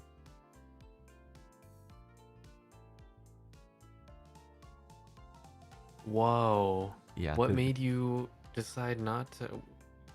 So basically, Musashi and Tara both met Justin at some point, and Justin speaks like super fluent Japanese, which was really nice, especially for Tara because she doesn't speak English much. Right. So Justin messaged both of us and said, hey, if you guys want to join the EMS, we have a lot of Japanese speakers here. And that might be nice, That's true, especially yeah. for Tara, who doesn't speak a lot of English. But, you're welcome Yeah. to, bring Musashi there as well. Like, it's an open invitation. And I was like, damn, that could be really fun. But I also was like, we have this family dynamic at the Burger Shot, and Tara's like the mascot Mhm. there, right? So we thought, okay, what if we can do it like a second job? What if we work sometimes at Burger Shot, sometimes at the hospital? And I asked the mods, and they're like, sorry, there's no way to do that. You have to pick one. Right. And so that kind of made us have to stop and think like, shit, like our characters are kind of like the family thing's kind of important to us. We still weren't super used to the game yet, so it's a little scary immediately going to a new place. Tara especially is like the fucking face of Burger Shots, so Right. we ended up turning that down, but there was a non-zero chance, and that's so interesting to think about. It would have been completely different. Yeah, that would have been wild. Yeah, I don't think things would have been the same at all. Whoa, that's crazy to Yeah. think about. What? EMS Musashi. It probably just would have turned into like, you know, the regular EMS antics, having Maybe. fun, playing around. I don't know.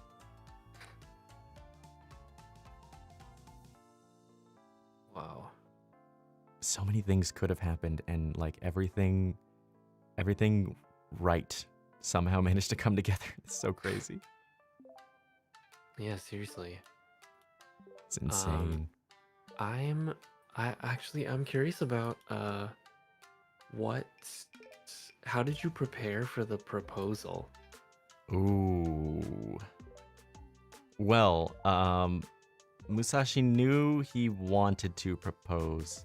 So on the first date when Musashi mentioned marriage and Viola said, well, no one's ever really made me think about that until now, right? I haven't thought about that until just now, basically, something like that. So that line gave Musashi the courage to kind of have that as an option in his head. And I mean, from the second date, he knew he wanted to propose. Like, from the first date, he thought, I think I might want to marry this dude. And then next day, made sure that everything with Anya was settled. And then they went on their second date and everything was so good. And he's like, okay, I want to propose to this guy. And so his thought was, where can we go that would be nice? And how the fuck do I get a ring? Right. And so on the first date, Musashi had talked about how he thought of Viola like water almost, like a very calming, Yeah. beautiful ocean sort of. And so he thought it would be nice to propose in front of the ocean. So the idea was to go to the end of the pier where you can see the entire ocean out there. And then the ring, on LSPD duty, Officer Omi talked about, like, I think he was mentioning on the radio something. He's like, he caught some mafia people and they had these beautiful rings on them. And I was like, damn, that's so cool. Like, wow. And he got to keep those, I guess. And then Musashi found Omi on the street. Like, he found Omi's car and he immediately pulls up and he's like, Omi, I heard you found some cool rings. Where'd you, you know where I could maybe find one? And Omi said, I have a few. Do you want one? And I'm like, yes, please. And Oh my god. he said, what color do you want? And I said, do you have purple? He said, no, but I have blue. And I'm like, well, that's close and that's a pretty color. Are you sure that's okay? And he's like, yeah, that he just gave it to me. Oh my god. And I'm like, oh my god. Omi, okay, you're in. Like, no more protective big brother, no more like, you better not hurt my sister. Like, no, I trust you with my life. Like, you're a good dude. You're the best, Omi. Wow. Yeah, so he got that nice sapphire ring and then he was like, perfect. And then he went to go see the date shop, right? And there was a purple heart there. So it's like, oh, that's perfect. I can bring that out on the date. And then it was just a matter of like, yeah, waiting for the moment somewhere towards the end of the date.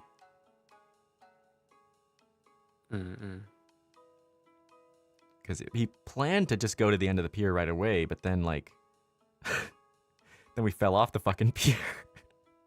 Yeah. which was very funny. But then there just happened to be a jet ski there, and he had just earlier kind of offhand mentioned, like, oh, look at that nice boat out there. That's cool. Like, it'd be nice to be on a boat with you one day. And then there's a jet ski, and it's like, oh, Yeah. it works. Let's go to the boat. Yeah, that was pretty funny. That was cool. He was like, yeah, the whole time he was thinking, like, okay, when and where do I propose? Like, he thought about the boat a little bit, but it was like, it was kind of weird. Like, it was dark and there was no electricity. And then, like, even standing at the edge of the boat, looking Yeah. over the water, like, I don't know, it wasn't the best view. And, like, the one thing that he didn't like was this big, fat American flag in the screen. He's like, that's not Oh. exactly what proposal background. I don't know. He didn't really like that. Right, He's like, right. this is kind of dorky. I would rather just be on the pier looking at just the ocean and nothing else, right? The ocean and the sky is what he wanted to see. Yeah. And so he's like, let's go back to the pier, shall we? And got him back there. I was so scared of drowning in the ocean. I was too. I so couldn't believe I fucking scared. fell. Yeah. Because it's so easy to die in the ocean in that game. Oh Yeah, I my just God. learned don't dive in. That's all. Yeah. As long as you're on the top Okay. and you're just floating, then you'll be fine. Okay. It's when you dive under. Oh, yeah. Every time I was under the water, I died so fast.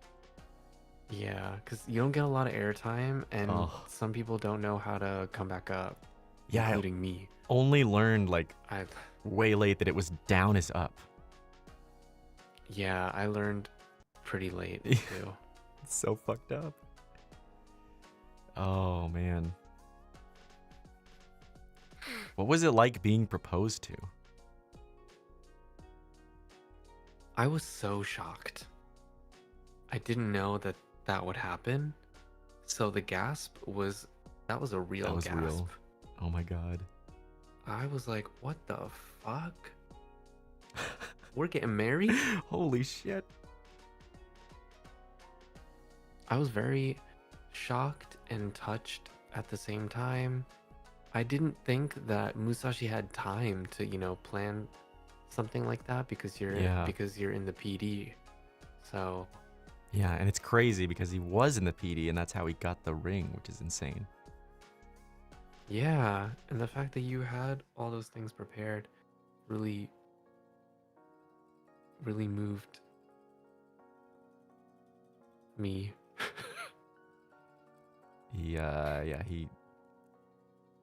He's the kind of person who just wants special moments to be as special as they can. Yeah, it was very special. Yeah, like he was on duty and like sneaking away to the date shop and buying shit. I wanted to go there too, Oh.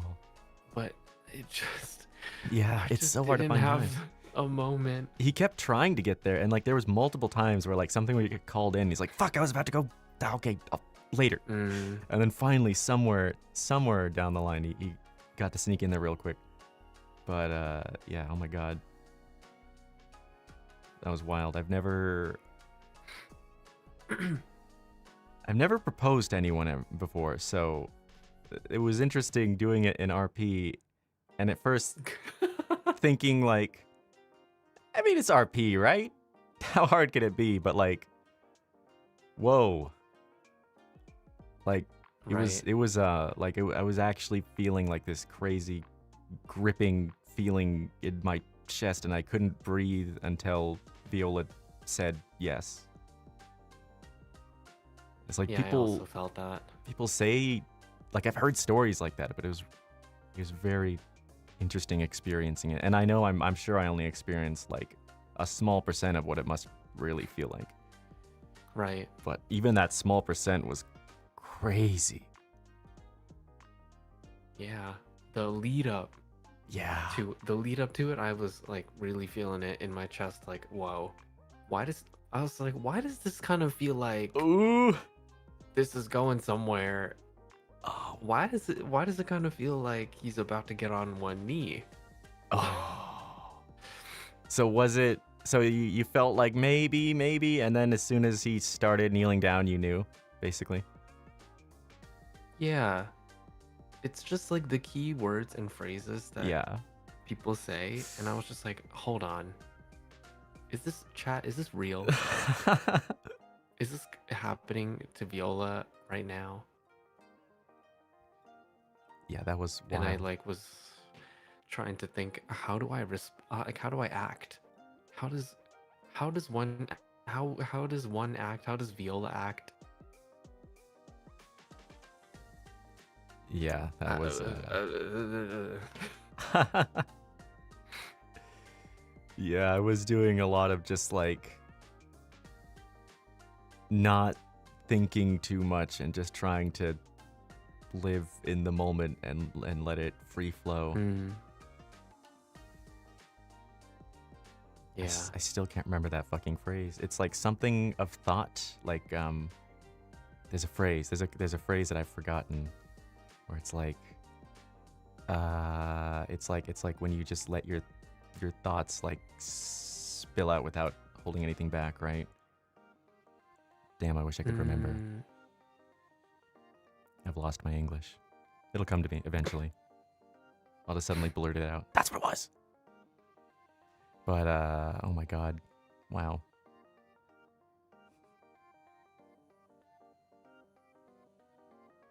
I feel like out of the whole server, I don't know. Please correct me if I'm wrong, everybody.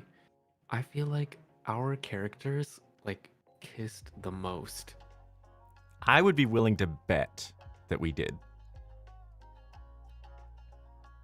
I don't know. would bet money that's on just that. what it felt like. I would bet money to on me. that. At least, at the very least, like, kiss the most with the same person, right?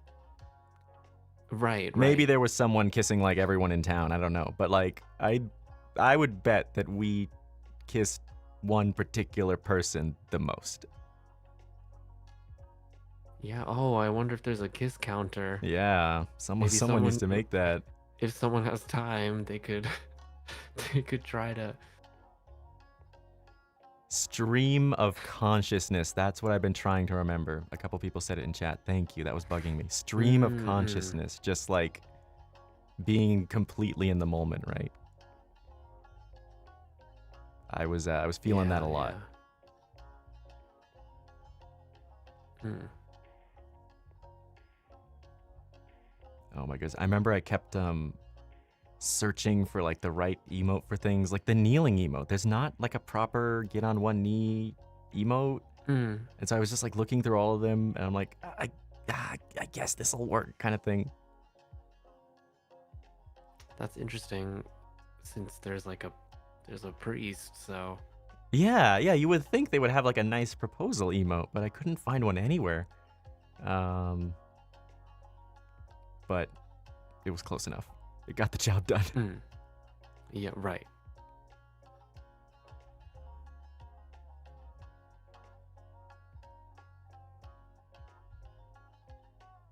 Yeah, it was so funny though when whenever Tara would come up and ask about us, be like, "You guys kissed?" "Yeah, all the time." "What? How many times?" I don't know. Too many. Don't remember. That was very funny. So much. So much. And it's not keeping count. Meanwhile, she had not even when she talked to me once, her and Officer Omi had not even hugged. That's crazy. They didn't hug or kiss, and she asked me for advice on how to get that to happen. Yeah. You said something like, say that you're hungry? I was trying to tell her maybe Officer Omi is hungry. Oh. And maybe you need to feed him so that he feels more comfortable. Okay. To open up and be vulnerable.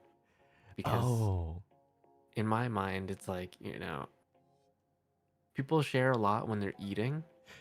Interesting. Oh, that's so It funny. worked, I think, because she told me, like, she said thank you to me. So she completely misinterpreted that in a really funny way. Oh, okay. Because she's thinking, oh, hungry, right? And there's a cheeky word in Japanese that sort of means hungry. It's kuchi sabishi, which means my mouth is lonely, Oh, right? Kuchi is mouth and sabishi is lonely. So if you combine those two, and it's actually like a yeah. phrase, people mostly use it when they are not really hungry, but they just kind of want to snack on something, right? They Mm. just kind of need something in their mouth, which you can take a lot of ways, but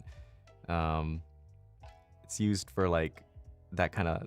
I mean, it's also used for like people who like smoke maybe or vape or whatever. Like they Mm. need that like fixation, oral fixation, I believe it's called.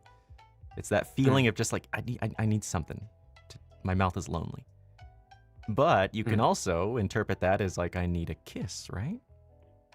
My Mm. mouth is lonely. Please help me out over here. So she thought you were telling her to say that, Oh my God.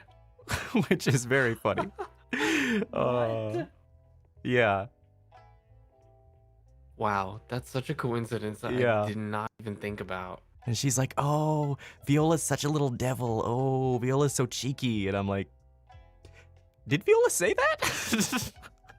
Oh I my need to God, confirm. Like, I'm dead. oh my god, Holy shit. Girl, sue me masen. girl. Oh, but yeah, it worked. They got their. I think they had their first kiss at the wedding, which is crazy. That's wild. Yeah, goddamn, we were Musashi and Violi were fucking kissing every day. Yeah, they kissed so much. I mean, that's what you do when you're in love. Well, I mean, That is true. Yeah, when you have the chemistry yeah, and depending it's on the really person, going but well. see, that's also the thing is like they both had the same kind of chemistry, I think, because like, of course, there's Mm, different kinds. There's people who are completely in love, but maybe they're not so physical all the time, and that's just not their thing. right. And then there's people who, when they're in love, they're just like, I just want to kiss you constantly. Yeah. Like they both had the same kind of chemistry, which is so serendipitous. It's so rare. Yeah, yeah.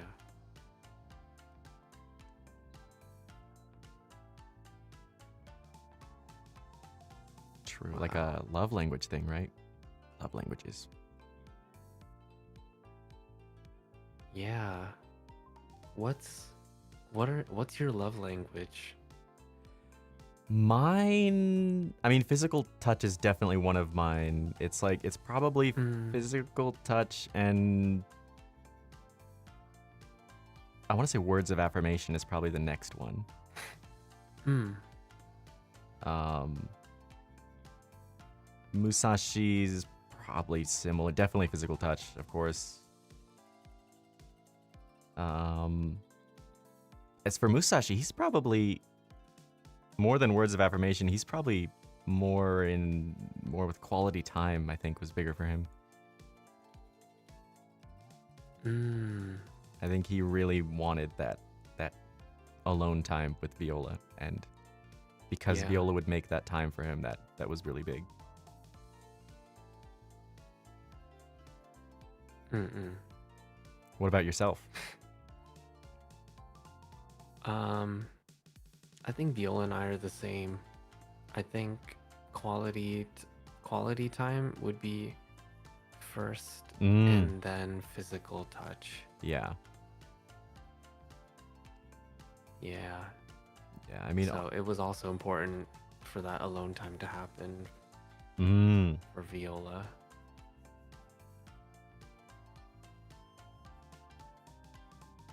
it's always hard to pick because like they're all great. Acts of service, gifts, and all that. But like if I had to rank them, it's hard to rank. Because yeah, quality time is huge.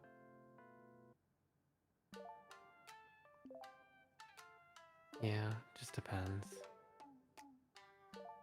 But it's good that they both had similar Yeah, they love languages, so it really worked out. they match so well. Yeah. Yeah, I think especially with the jobs I had, being in PD and EMS, I think quality time becomes so important. Oh my god, yeah. It was so crazy experiencing that because I started out just as a burger flipper. Right. I had all the time in the world. Right. And then as soon as I joined the LSPD, I was like, holy shit. This is the radio's on fire all the time. It's fucking crazy. Yeah. Watching PD POVs was Mhm. wild. Oh Because, yeah. you know, when you're part of different jobs, you don't know what everyone else is going through. And it's so crazy seeing how it's just like shots fired. Like Constantly. so much. While Musashi and Viola are on their It's date. like, what do you even do? Like, oh my god, that would happen like during the dates. And you can't turn that off. Even if you're off duty and your radio's off, you get the shots fired alert.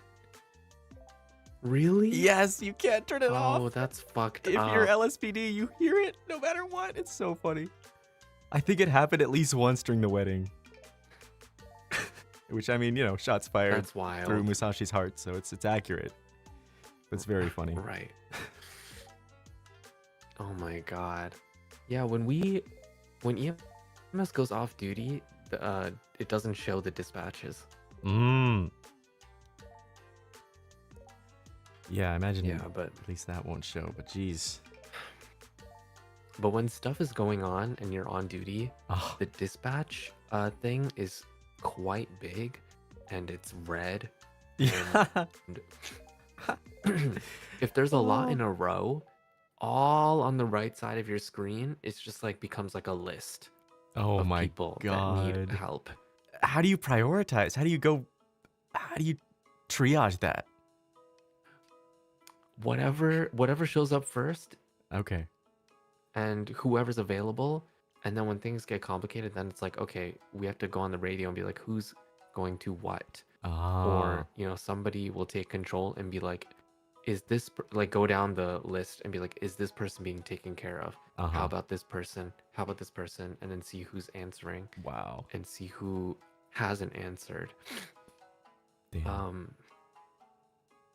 Yeah, and so when it becomes hard if people don't know like how it looks for us, they're like, if they're constantly pinging for help, that it shows multiple times on the dispatch. Oh shit. So I definitely so did that a somebody couple is like- times. Oh.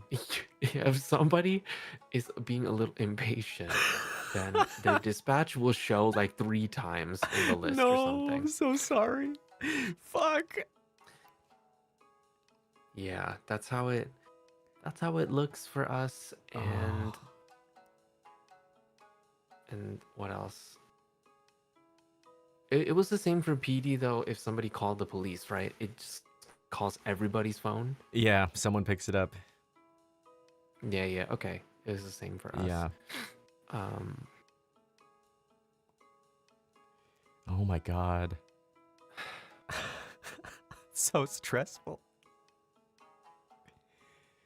Wow. And especially in the beginning of the game, like, I was so reckless.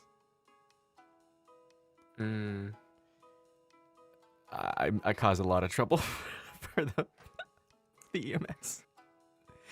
I wanted to make like a PSA or something for people that Yeah. kept like not paying attention to their food and water. Yeah. Well, I was good about that because I worked at a burger shop and always had food and water, but Right. I was a really bad driver. Yeah. Wait, did you see that one clip where your fucking bubble Yes, killed. ran over Officer Roku? Yes, I'm so sorry. I couldn't That see it on my clip is screen. crazy. Yeah, you're just driving. You're just like everything's good. You're like I'm fucking nothing's smiling. wrong. Yeah, you're smiling and you just drove past her. Just like, oh, there's And a but bike. on And she died. POV.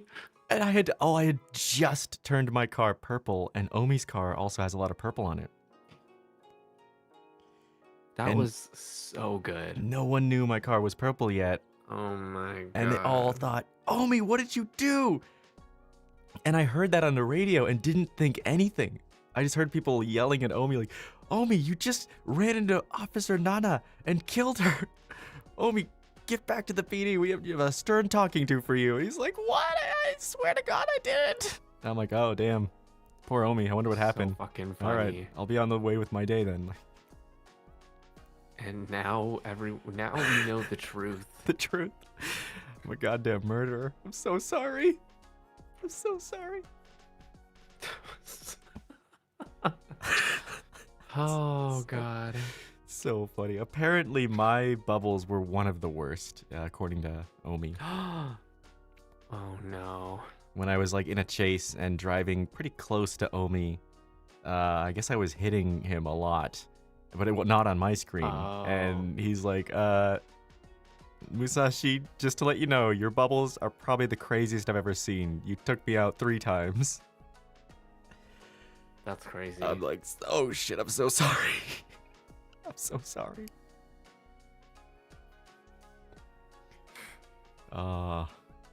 It's wild.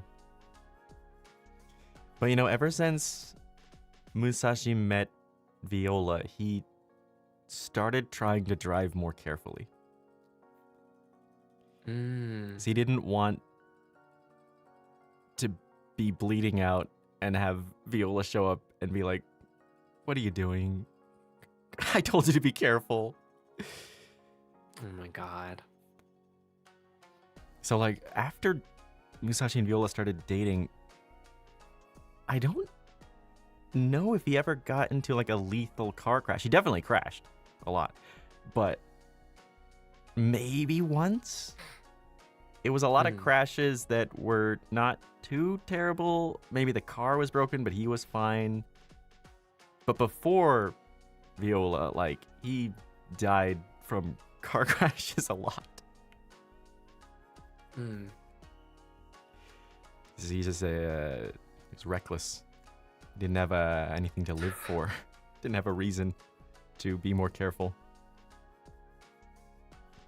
And then he did. And then he did. And then he did.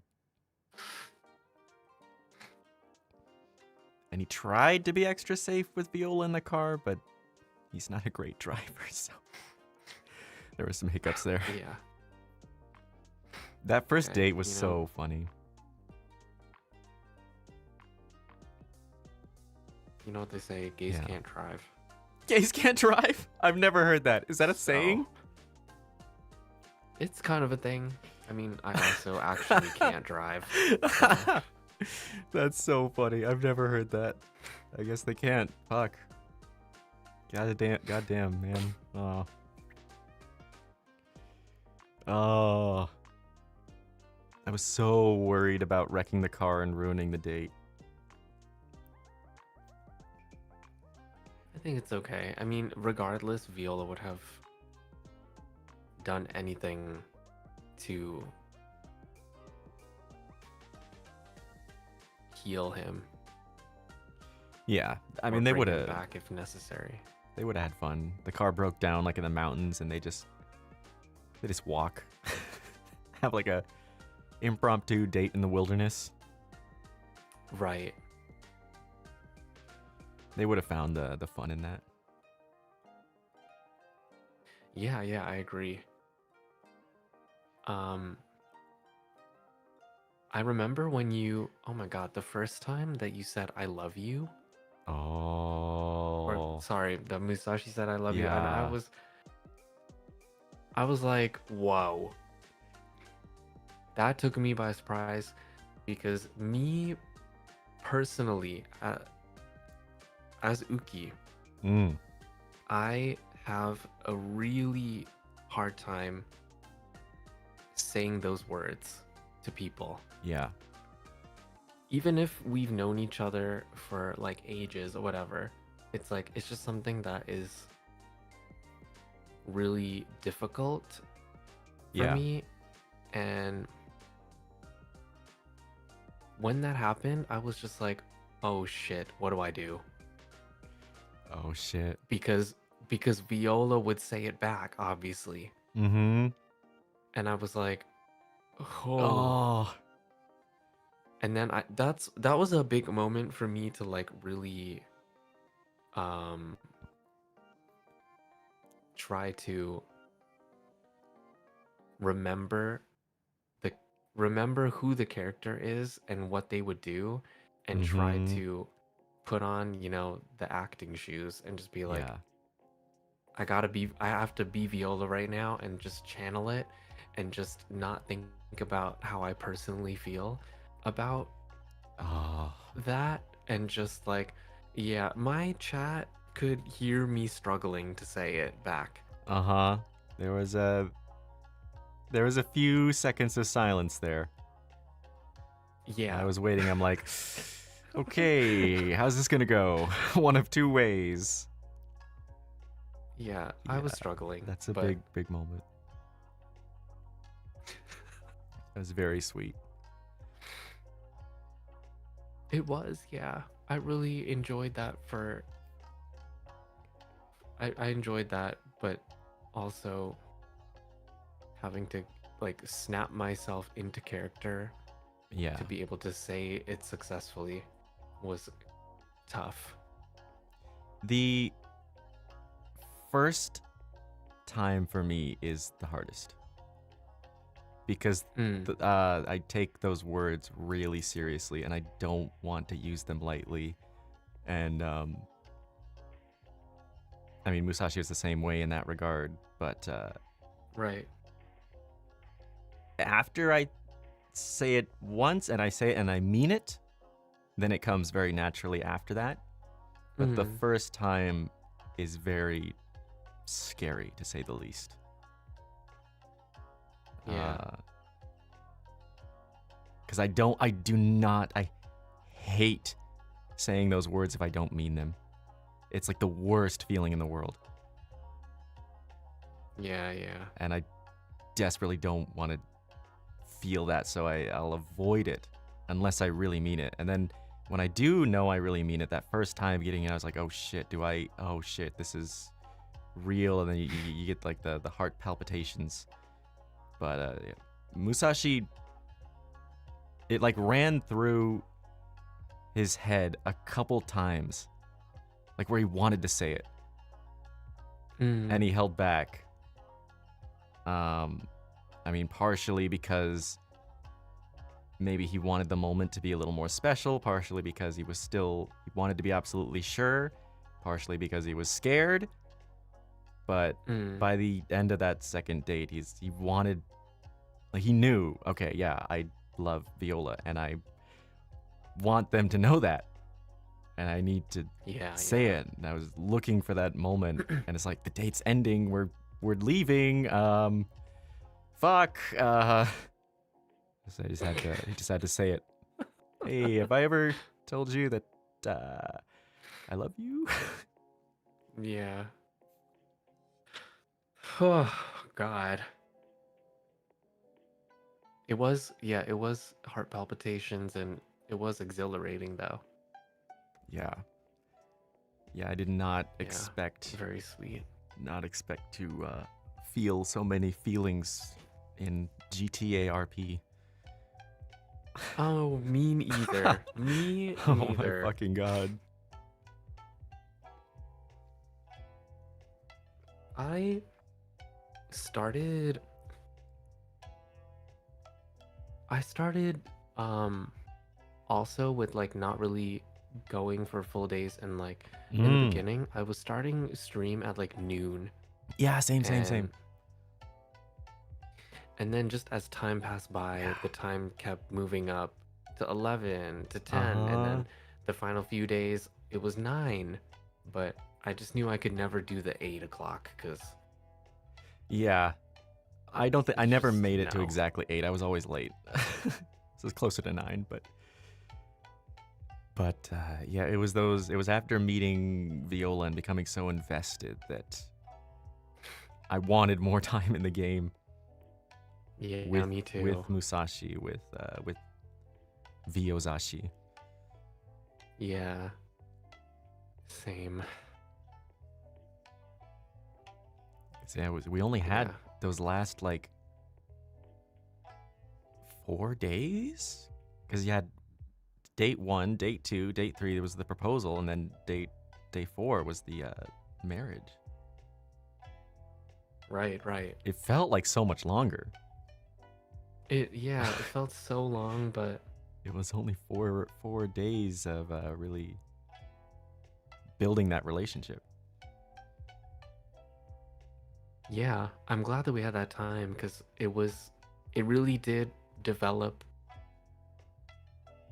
really well, and it didn't feel rushed. It felt quite natural the way everything happened. Yeah, I was surprised. Despite Um, 4 days being a relatively short amount of time, it felt like it didn't feel rushed. yeah. Um, how did you feel when it was like the final day or whatever, and everyone is like scrambling to find somebody to to like fall in love with or to have Oh, something with? That was so funny. that was cute. I was smiling. I was like, I hope you guys find your happiness because I found mine, and Right. I was so glad that like we had met just early enough, where we met Mm, before that weird marriage rush. yeah, where everyone's trying to do Yeah, it didn't feel like we were part of that. Like we had our thing at a time when everything was quiet, and it could have just slipped by, but we met at the right time and the right thing happened. And it didn't feel Yeah, like it that's was very true. spurred on by that weird, oh, it's ending, we gotta find a partner vibe, right? Right, right. I'm very Oh glad because my that God. would have been lame. Yeah. Um, oh my God. Yeah, after VioZashi became a thing, was suddenly like a few people would like flirt with Viola, and I was just like, where are you people coming Yeah, from? What happened? there's some kind of saying, I don't remember exactly how it goes, but it's like you're never more attractive than when you're in love, kind of thing, right? Right, right. I think somebody might have said that to Viola too, where it's like, Ooh. oh, since you like you're in love and you found somebody, there's like a glow or something. Aww. That's so cute.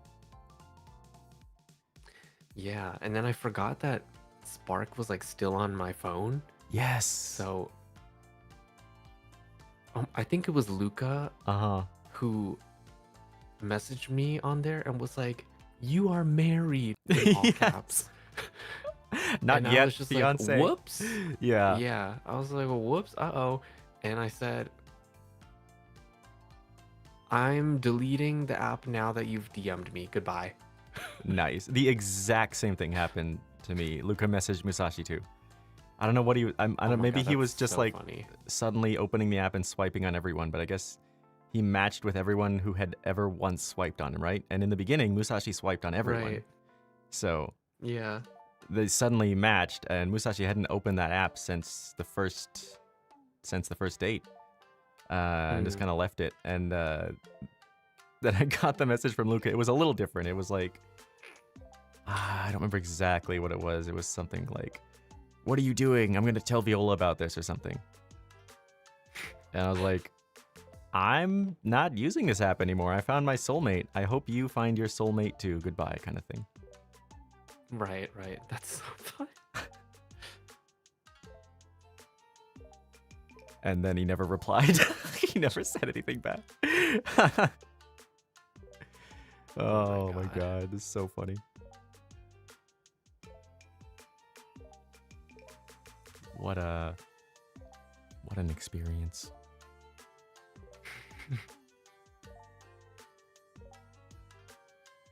If there were ever a season 2 or something, what do you think, like, what would you do? Would you want to be someone completely new? Would you try to like continue? Well, I guess if you wanted to continue Musashi's story, Viola would have to be there Yeah, too. if Viola wasn't there, like Musashi would just be depressed every day. Right. Where's my husband? I'm so torn. There is like a curiosity, like what would it be like to go back to those two and see where it goes further from there, but it also feels like that was like the perfect ending. Like, how do you top that? I think so too. I'm like, I don't think I could top that. I feel like their story wrapped with such a nice, neat little bow. Like, they're happily ever after. That's it. Yeah, that's what I think too. Yeah. I'd probably just try to be a different person. Yeah, I think if there was another RP, I think I'd want to try something else and just kind of leave VioZashi to be happy where they are on their honeymoon, and then living their nice domestic life, eating miso soup every day, right?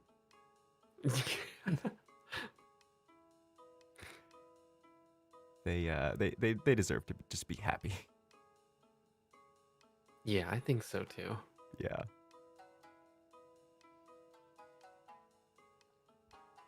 I'll leave the rest to the fanfic writers out there. They can write about the post-marriage life. True.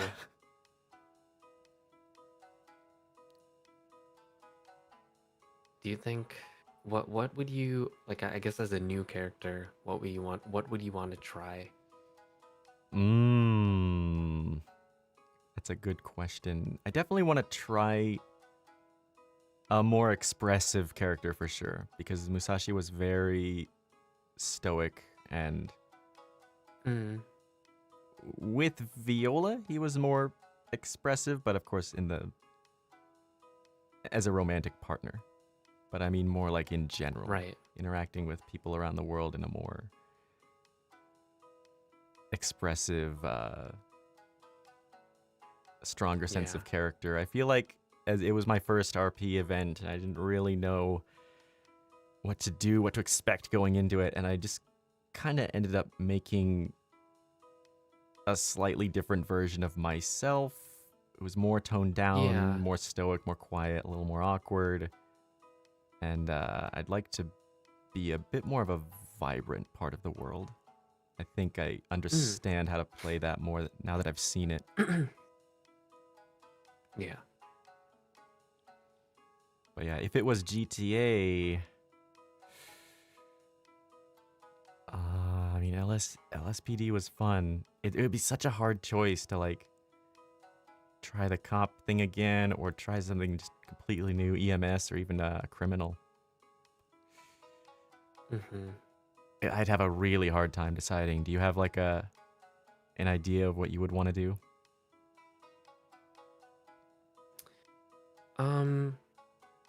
I think I'd want to do something that's like quite different from who I am, because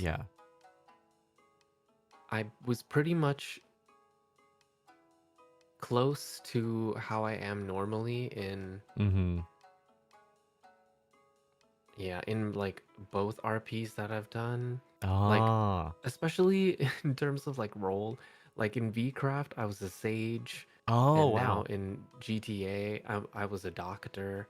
So I think I want to do something very different. Like I think, I don't know if I'd want to be a villain per se, but I'd probably want to be a darker character. Maybe That would Maybe be interesting. someone. I kind of want to. I kind of want to go off the rails. Yeah. I feel that a lot. I want to Be a little play. psycho. That'd be awesome. I want to play something like much more different from myself that like is more challenging.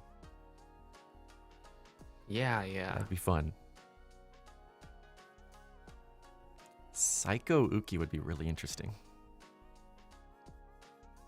Yeah, I want to like see a different side and see how I can embrace that sort of role.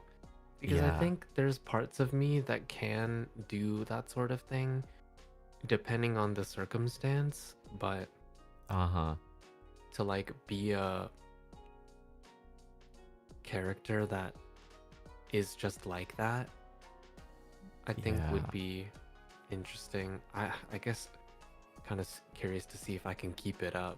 Yeah, that's the thing, right? It's amazing seeing these people keep up these crazy characters.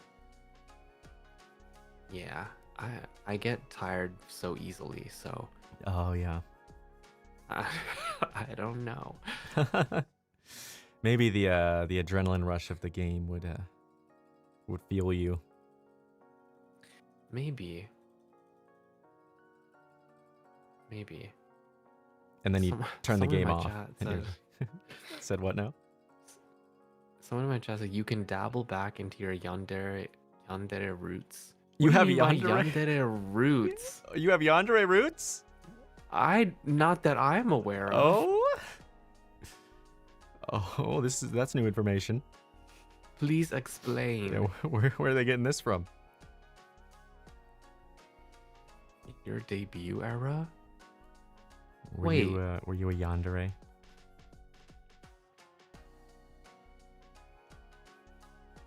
I mean, well, hold on.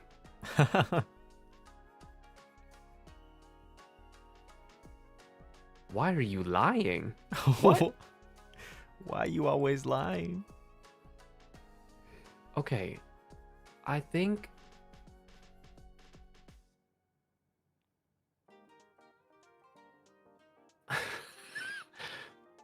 I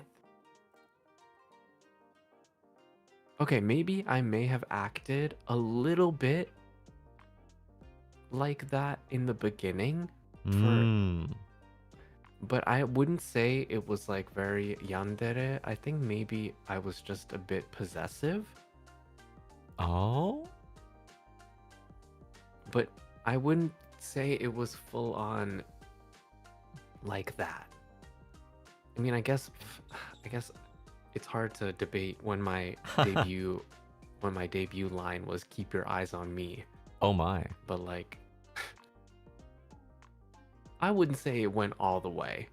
Not all the Okay, way. I'll agree that it was pretty possessive for a bit. There was like some yandere coded in there, but not full. Yeah, not full. Maybe just a little bit, but not all the way. Okay. Also, it's been so long. Maybe Yeah. my memory is. That's also true. It's I mean you develop a lot, I imagine, when you've been streaming for a long time. Right. I mean, Yeah.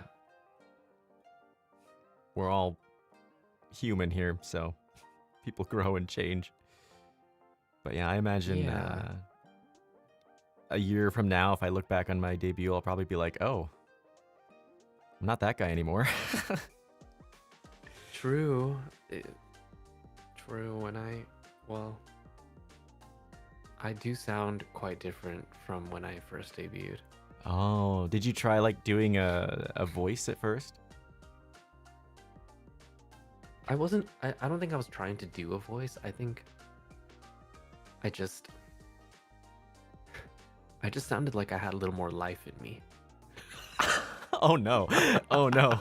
You hadn't lost the light in your eyes yet. Oh, you were so innocent and full of life. Oh no, Uki. Oh no. What happened? Oh no. Oh. I'm just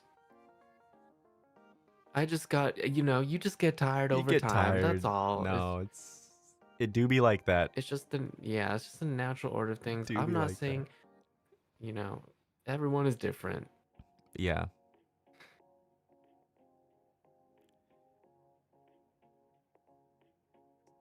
I hope you retain the life in yourself I hope I do. always. Thank you. That's very sweet. Yeah. I get a lot of energy by streaming. Like when Mm, I mean, I say performing in front of people, and while streaming in a way is a performance, it's not like it's all an act. It's just me turned up to 11 is basically mm, how I am on stream. It's like the most me I can be. And because I'm getting that energy from being in front of people. I don't know, that gives me energy. But as soon as the stream's over, I'm nothing like this. I'm like, my battery is drained. And right. I'm like the quietest, most monotone, boring person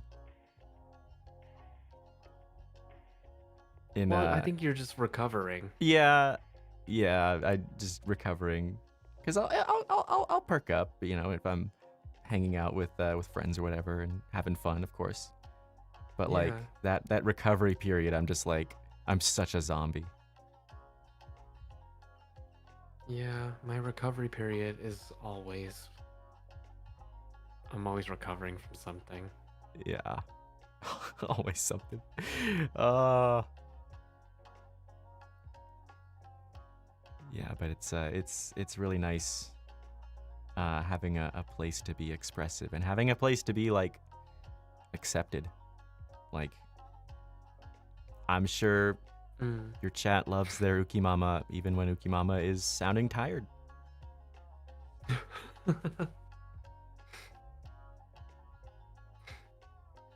That's sweet of you to say. I'm sure everyone agrees.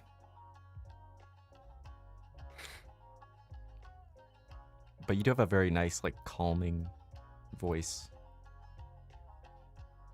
Thank you. You do too. Thank you. It's well, at the moment, when I'm talking normally, but I can get a little loud.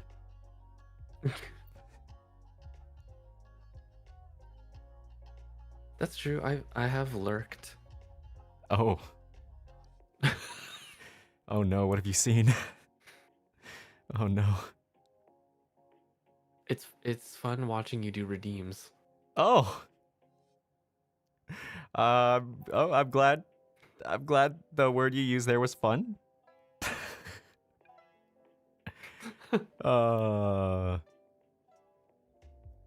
Yeah, I like injecting energy into things. During my debut, the first time I drank water, I didn't want it to be like, okay guys, I'm gonna drink water real quick, okay. I'm done. I'm like, okay, I want this to be fun. I want drinking water to be fun. How can I make it fun? And so I just like, oh, that's so good. Then now I just do that every time.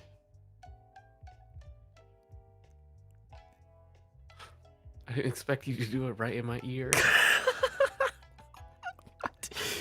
But that's just, I just had to explain. Right. But people like it, I think. I don't know. I like it. I'm having sure fun. they do. I'm having fun. I'm not sure how safe that is for YouTube, but I've only choked like once or twice. In 2.5 months, once or twice. That's pretty good numbers.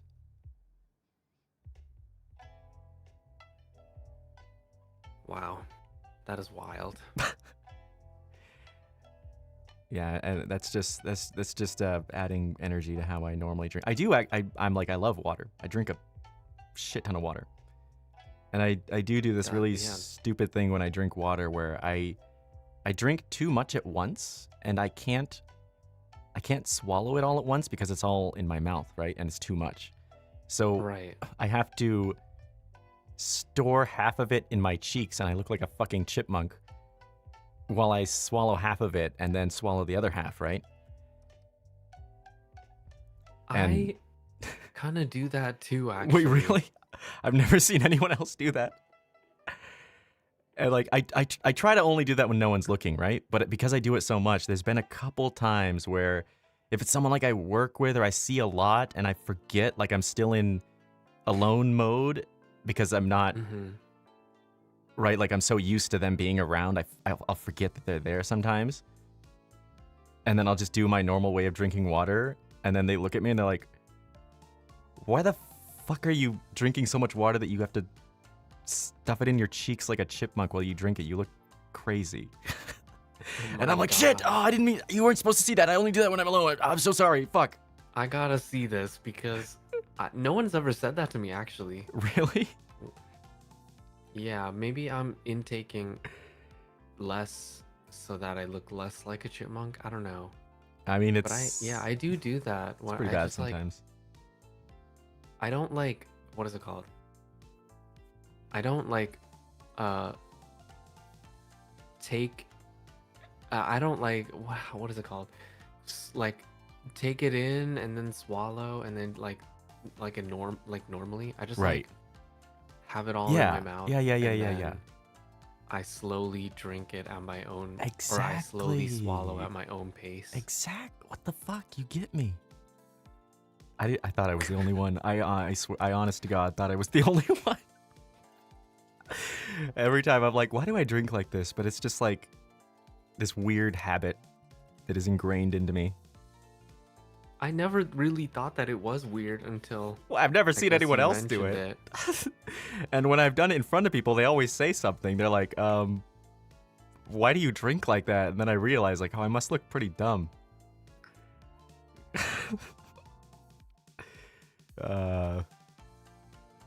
I also Yeah, no one probably has taken no way one's too ever much. said that to me. That's crazy. Just being real. Just having a real moment Wow. about water.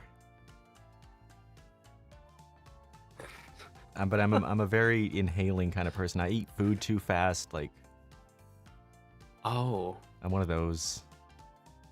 Oh God. Because it's like if it's good, right? The better it is, the faster I eat. Right? Because You I'm should, like, oh because it's so good, I want it in my mouth constantly. I don't want there to be a second where it's not in my mouth. oh my God. What about like, what's it called? Savoring the taste. I have to like focus on that. I have to really train my mind and be like, stop. Just enjoy it. So one thing that Because helps. then you can yeah. savor it more and the flavor and everything. No, you're so right. You're so right, Uki. You're so right. But I'm broken. I'm broken. Help me. One thing that really works though is if I go to a place that is like a really nice place that's maybe a bit more expensive than usual, and now I'm like, okay, I'm paying for this shit. I better fucking enjoy it. Right. That helps me slow down. Okay. But like, I like McDonald's just as much as the next guy. I think McDonald's is great. I mean, I try not to eat it too much, but sometimes it really hits. Sometimes that shit The hits. way it's just the way that you're talking about the way you eat and drink. It's like an animal. I'm a fucking animal. Yeah, I don't know. I don't know what's wrong with me. God, now I got it. Now I really gotta see this. Oh no. Oh no. Just for the first few bites, and then I'll slow it down. I'll do it right. I see. I mean, like, if you were watching, that's what I would do. If no one's watching, I'm just gonna scarf that shit down.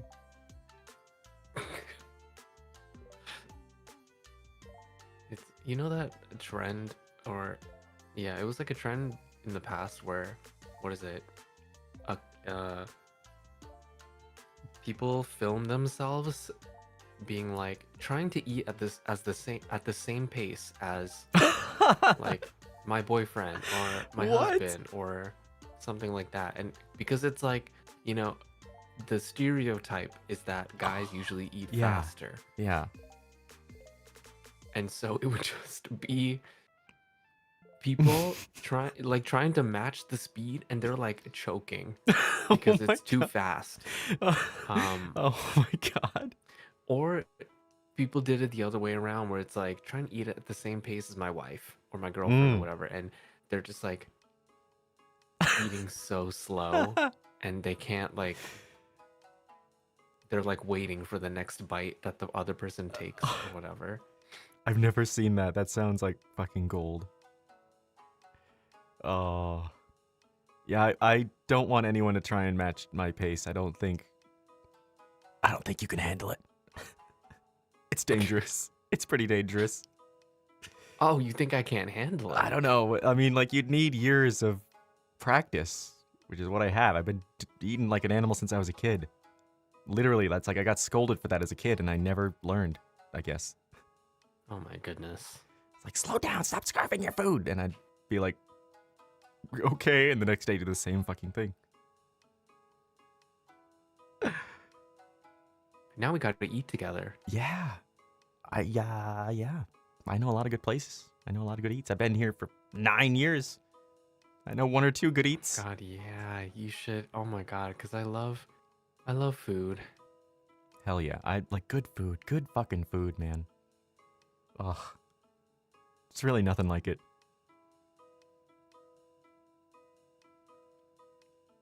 Challenge where you try to match my pace. Do you eat really slow?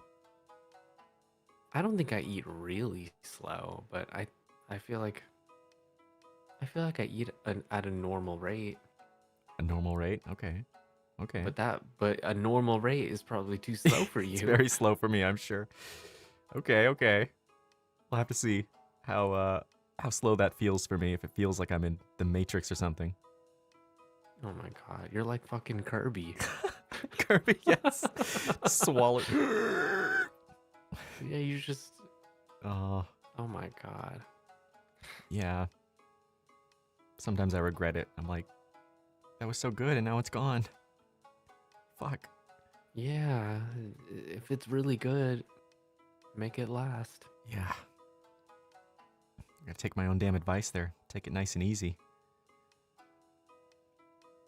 Yeah, true. The Take reason... Yeah, the reason that song resonates with me is because I don't do that enough. And so I hear that song and I'm like, fuck, that's so true. Slow the fuck down, Ash. Yeah, that's fair.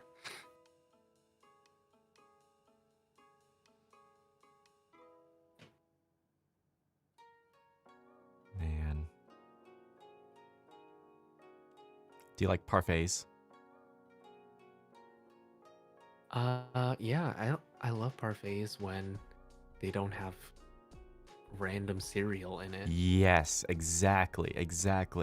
And most of the places that you would just like kind of pop into cheat by having cereal at the bottom of it, which sucks.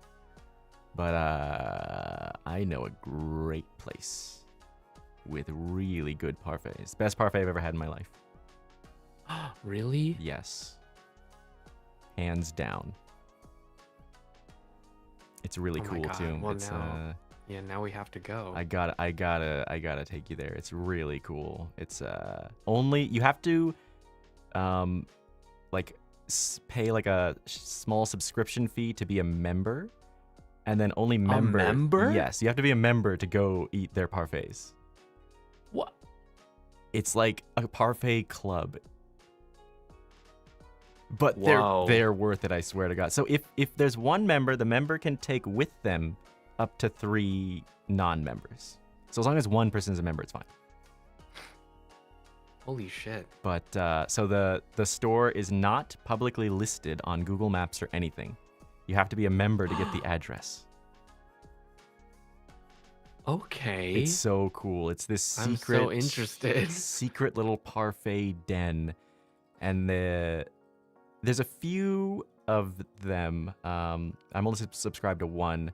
So they have their local parfait for this one location. Then they have an always parfait that's always on the menu, and then they have a monthly parfait that changes every month. But goddamn, actually the best parfaits I've ever had in my life. Holy shit. I have to go now. You do. You really do. I've been trying to like find people to take there because I'm like, please, other people need to experience this. It's so good. Like that, I take that shit slow. Like every bite is like a galaxy in your mouth. It's it's crazy. God. I can't wait. Now I'm so excited. Oh my God. I need you to experience it. Yeah, because like you said, it's a cereal. Like most places here that do parfaits try to fill up some space with cereal. I know some people like the cereal, but like it's just they could use that space for something better. Yes. There's like there's so much more you can do with that space. You can have something in there that like changes the entire dynamic, right?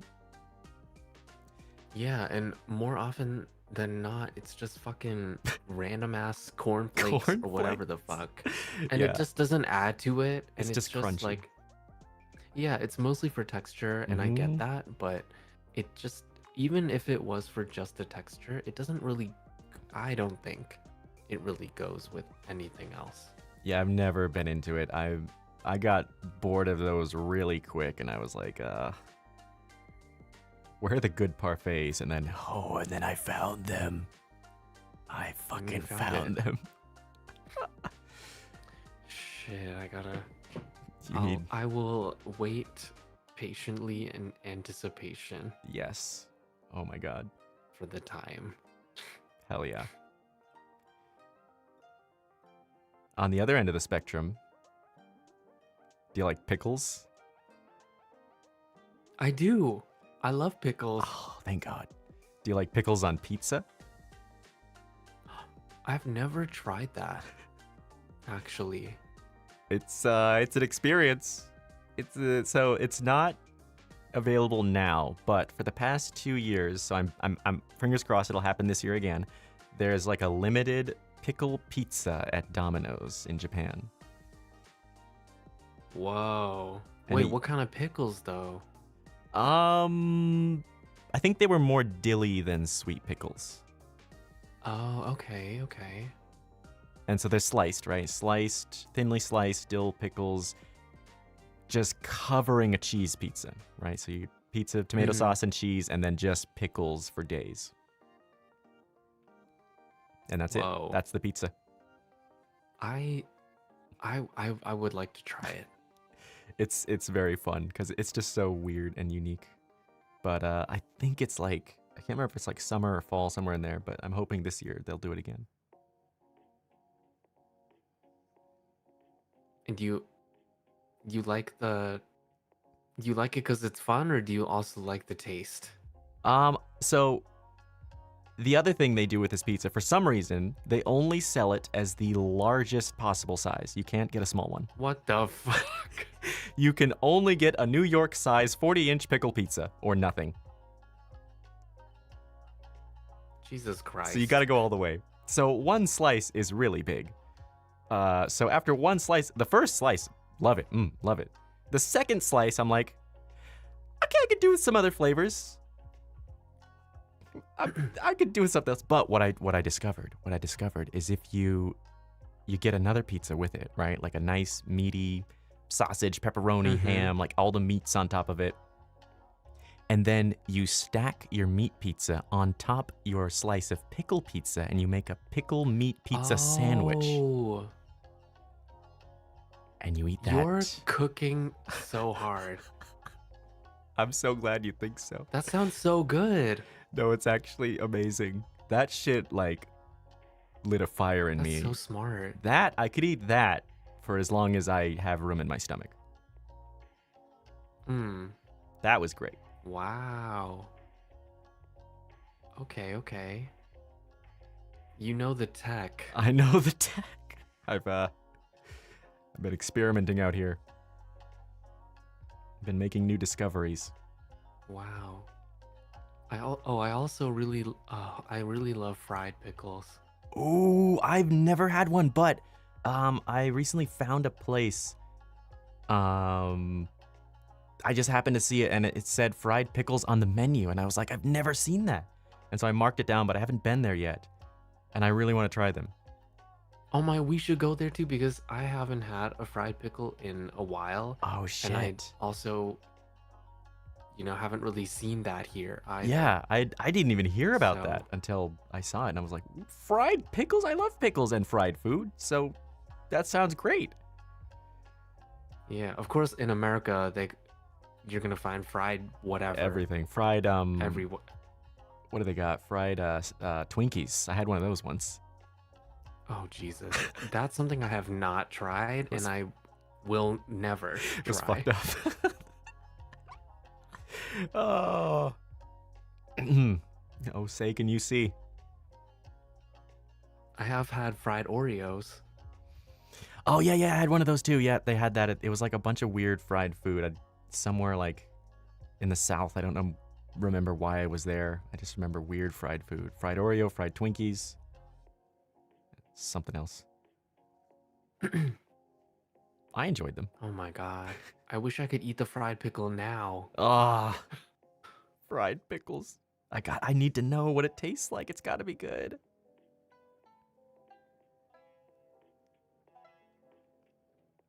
Do you have like a getting hungry. Japan food that you really love that you've discovered since you came to Japan or one of your other trips to Japan?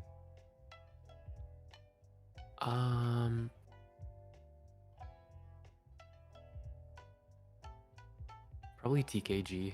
Oh, classic TKG. Oh, Cause I love eggs yes. so much. Yes. Like that's why my mascot, my fan mascot, they have eggs Oh. on them. That's so cute. Yeah, and then when when someone told me about TKG, I was like, "What? That sounds so good," but also like people just eat that here because it doesn't seem like a real meal, but then people make it into Yeah. a meal. And I was just like, "Holy shit, this is the best thing ever." It's crazy. And egg over rice with some soy sauce and some furikake or whatever. Like, god damn, it's good. Yes. I actually went to one of those places that does like all you can eat raw egg. Ooh. So fucking Oh. awesome. Oh, yeah, the first time I came to Japan and had raw egg for the first time, I had it on a beef bowl. And everyone was doing it, and I had never really had raw egg before, so I was a little worried, but you don't hate it till you try it. So I tried it, and goddamn, my life was never the same. So fucking good. Raw eggs, man, in Japan. I don't know about Yeah. other countries. In Japan, they're safe. Not other places. No. Eggs. There's a lot of good egg food in Japan. Oh my god. Exactly. They love eggs here. I'm really living out here. Living your best life. Oh. Yes. The fact that they sell eggs that are already soft boiled, Yes. just in the kombini and stuff. Yes. That shit changed my life. Oh my god, yeah. Yeah. Amazing. There's like a lot of egg themed restaurants, and I just remembered there's one called Egg Slut.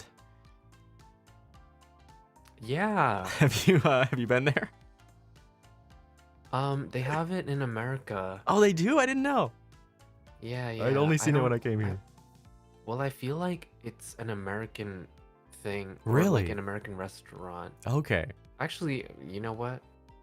I don't know.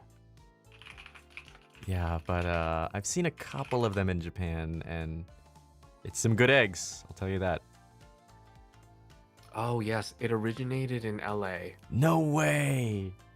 Okay, because I'm like, that's a crazy name for a store.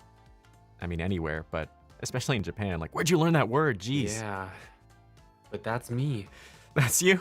That's you, Uki? I'm the You're the egg egg slut. slut. Oh my god. Oh, you just love your eggs. Yeah, I'm pretty it was part of my debut.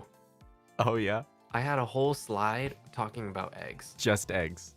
That's amazing. Yeah, because I Wow. love eggs in all form Oh, and all different types. Even like, and I love like salted like duck eggs. I Ooh. love century eggs as well. oh. Yeah, there's so many good eggs out there. Yeah. I Have love you the ever Have you square. ever had one? Oh, the century egg? Yeah. I'm trying to remember. Maybe. black one Yeah, I know I've with, seen like- them. I know I've heard of them. There's a chance I haven't. If I did, I forgot what it tasted like. It must have been a long time ago, but maybe not really. Aren't they like super salty? No, they're not super salty, but they are quite strong Okay. in flavor. I actually need to see if I can find them here because I so far haven't. It's gotta be somewhere. They originate from So- China, is that right? It's a Chinese thing, yeah. Mm. Mostly people eat it with like kanji or I've also Ooh. had it just with like tofu and soy sauce and cilantro. That shit is bomb. Oh, I love cilantro. God, that sounds good. You love cilantro? I love cilantro. I could eat Yes. that raw. I fucking love cilantro so It's so much. good. And for some reason, a lot of people in Japan hate it because it reminds them of a certain bug. There's like a little green bug in Japan. A bug? Yeah, there's a little bug. I think it's called a kamemushi or something. And it smells kind of like cilantro. So What? yeah, so that sucks for Japanese people who grew up with this little green bug that smells like cilantro, and whenever they put cilantro in their mouth, they're imagining the bug, right? So they have this terrible reaction to it.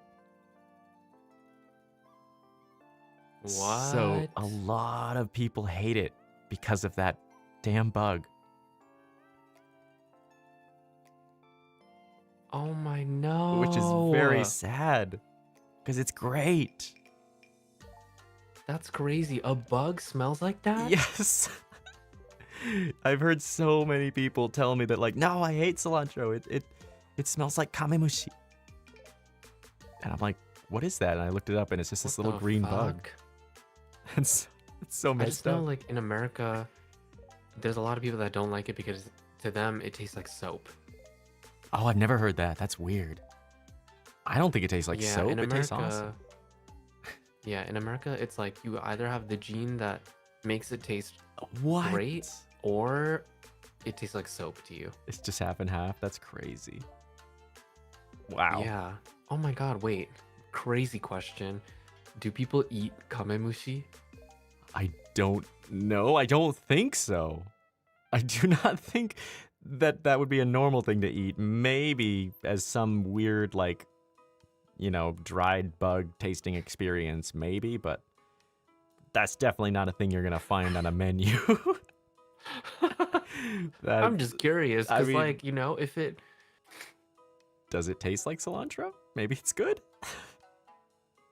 Because eating bugs is not far off from, you know, people eat bugs. Yeah. I've never eaten a bug and thought, ooh, that was amazing. I'll have another. But they're all 'Cause, right. yeah, there's some bugs that are edible. I guess kamemushi's not an edible bug. Yeah, maybe. I've definitely never seen it on a menu.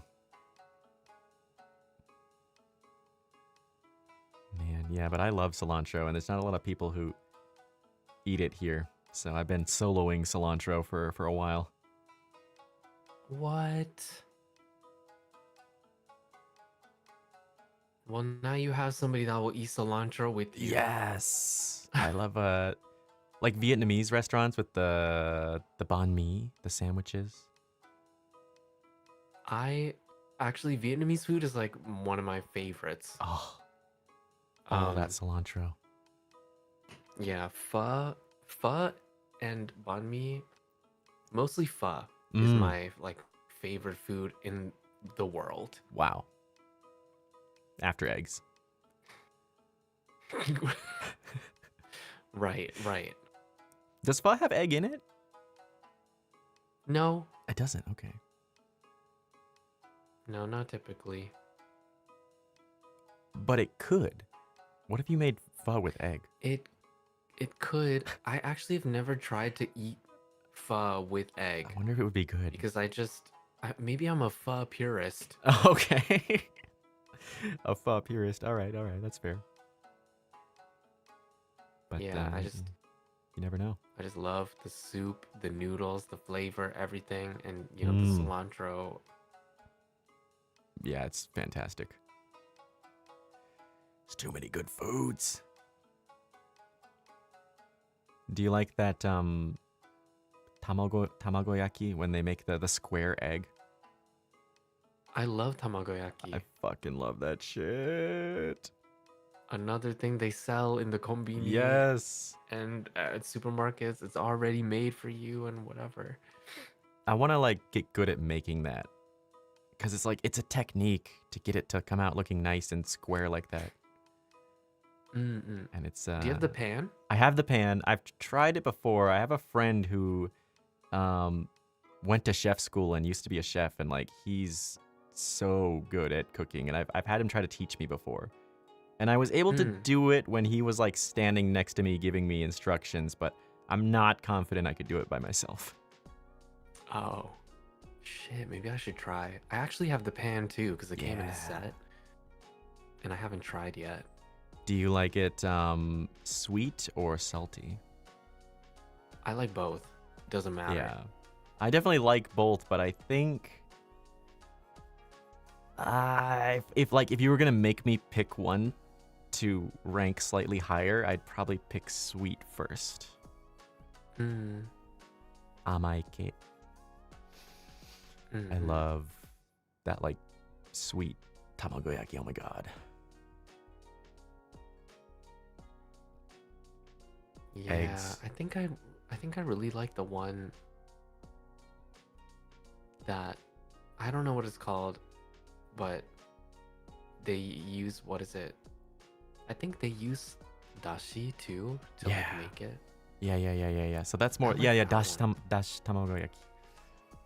That one's really nice because it's like it's not it's such an interesting balance. It's not super sweet. It's not really salty either. It's just this nice flavorful. Yeah, exactly. Yeah, that shit is good. And then like when you start mixing shit in there, like you get some cheese in there, you get some nori, some seaweed. Oh. Good shit.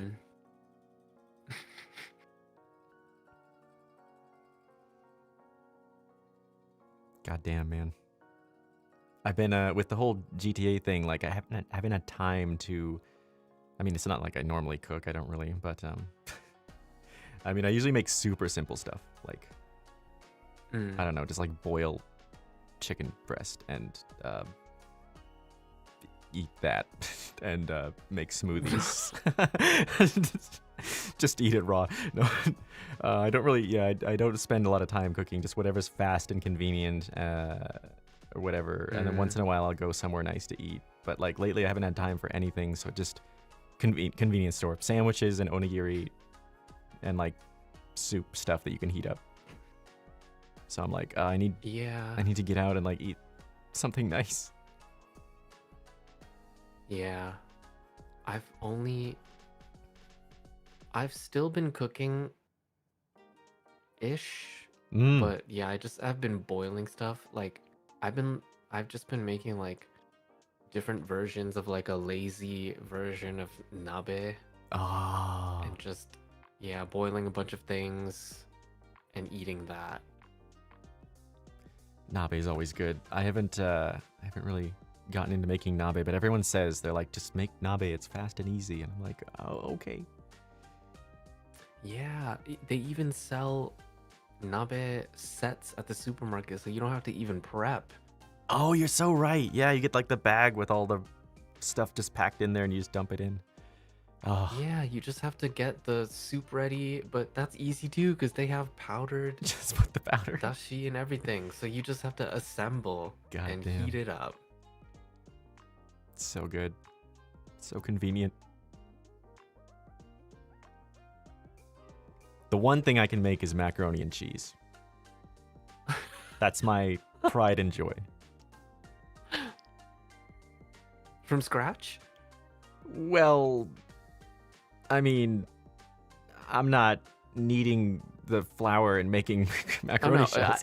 I mean, not like that. I mean, I guess the sauce. Yeah, so what I do is I'll usually get the macaroni and cheese with the shells and like a powdered cheese, but the powdered cheese is never enough. Not enough cheese. So right. I got to get some other, like a pack of cheese that I can melt on top of that. And then if I want to go hardcore, I'll get some sausage and slice it up and fucking simmer that shit, dump it in there. And then I have a secret ingredient.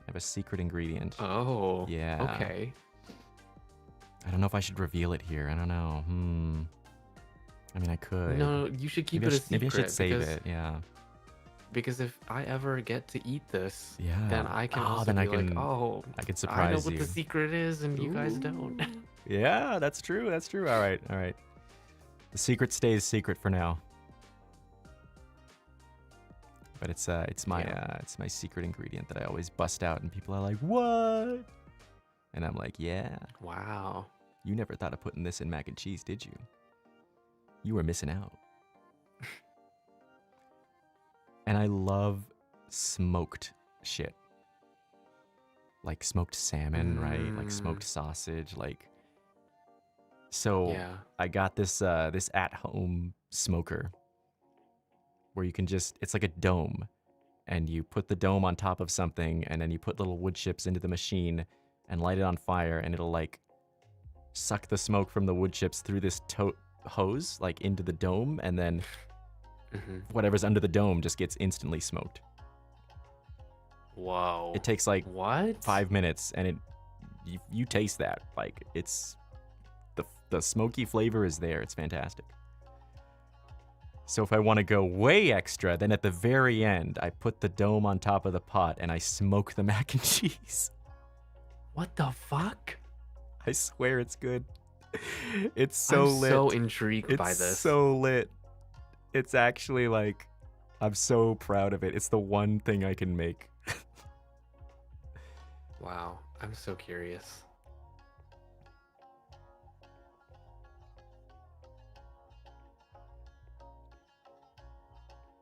But I'd like to add to my repertoire one day.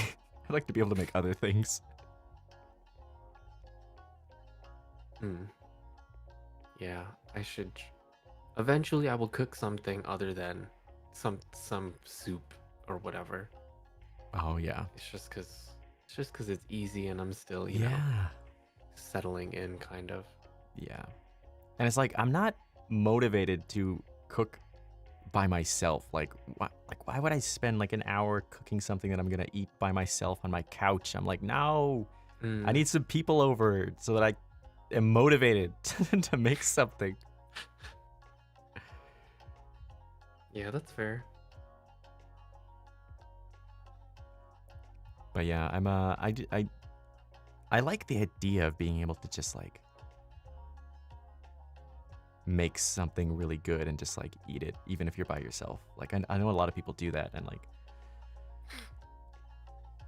I'll see that shit on like Instagram. Yeah. Someone will be like showing their whole cooking process and then just like sit down and eat this amazing thing, and I'm like, God damn, that looks great. Yeah, but even then though,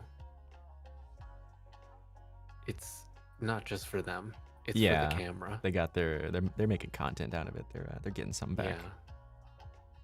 It's for the camera and social media.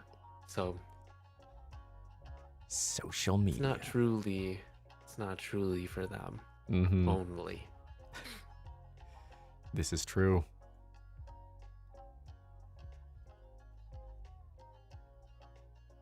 Are you a sushi fan? Can you eat that raw fish? I love sushi. Oh, very good. Very good. Sushi's amazing. Actually, if you have any recommendations also for good sushi places, because I kind of have only eaten kaiten sushi or sushi from the supermarket. Oh, yeah, you gotta try like it's not one of those things you do every day, obviously, but just like putting down a little money for some like real ass sushi, right? Just like as a special thing once in a while, right? Like, oh my God. Cause like that's the great thing about Japan. For the most part, when you pay for like a fairly expensive meal, like you get what you pay for and then some. Yeah. Like that shit is so good. Like mind blowing. There's some good stuff out there if you kind of go to the next grade up after the kaiten sushi, right? Yeah, because kaiten sushi is already like pretty Yeah, awesome. it's great for me. Yeah, especially like coming from the US, right? Yeah. It's so different. There is some great sushi to be had. Oh my God. And then there's just some like really fun places. I know one place where every day they'll pick one type of fish and they will sell sushi using that fish for 10 yen for one.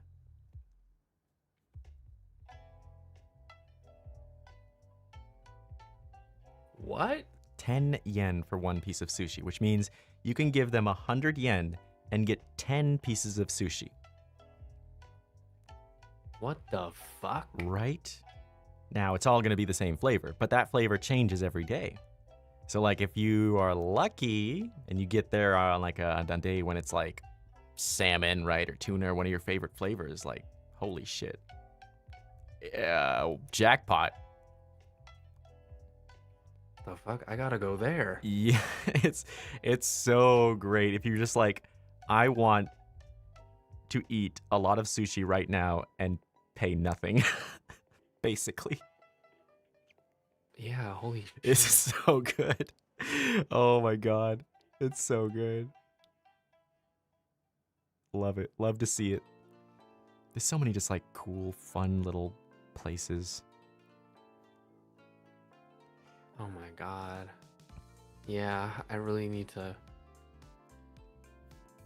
You gotta send me Yeah, I a have list or something. I have so much to show you. So much to teach you. Yay.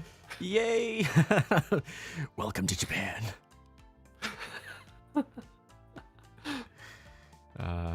Yeah. Good luck leaving because a lot of people who come here fall in love with the place. True. I'm just like,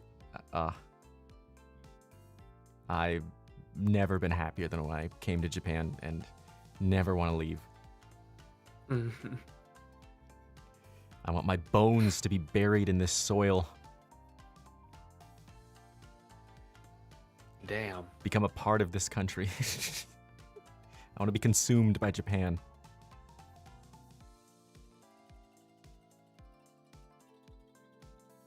You're like, what's it called?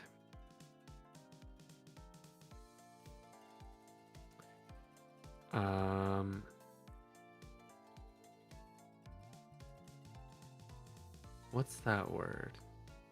Shit. It's like Don't you dare say not weeb. introducing. No, I mean like you're indoctrinating me I'm indoctrinating you. into Japan. That's so funny. It's not like a super, like I'm not like trying to indoctrinate people into Japan, but I love it so much, and I want people to understand how great it is, and all the I want them to see the Japan that I see. I want them to understand how beautiful it is. And so I get really passionate talking about Japan and trying to convey that, and it ends up being like indoctrinating people. It doesn't always work, you know. Some people are like, all right, well, that's nice for you, Ash, but yeah, I'm fine. I'm gonna go back to this other country. And I'm just like, I don't understand you. How can you not love Japan? You're in a very, well, you've been in a very Japanese time of your life. And I will be for the rest of my life. I've entered the final phase, the Japanese phase.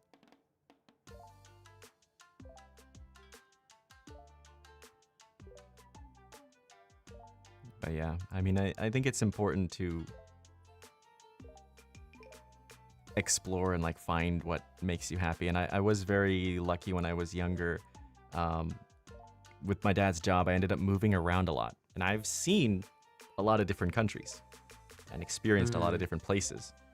And so when I came to Japan, I could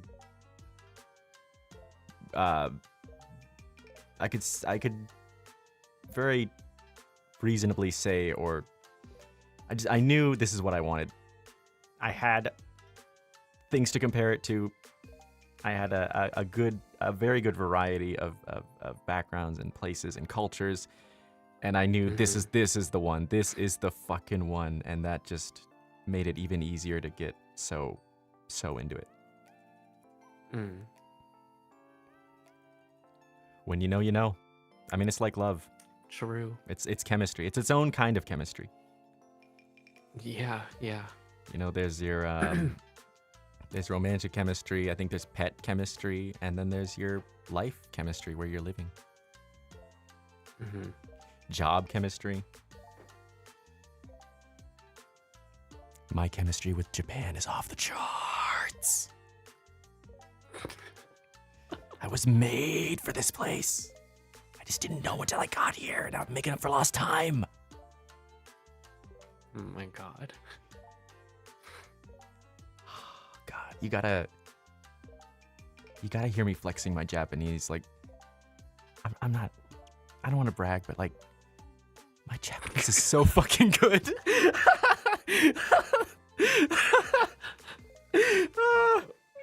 Damn, okay. It's so good. It's so good. You don't even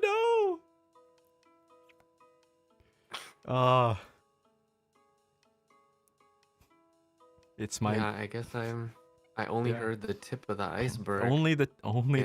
In GTA. Only the tippity top. There's so much more.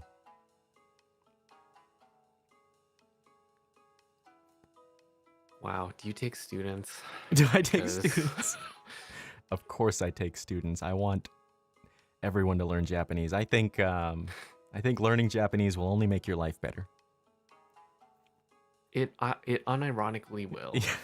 Especially when you're living in Japan. But even not living in Japan, I think it's a beautiful language, and the entire Hmm. world would benefit from learning it, in my personal opinion. Hmm.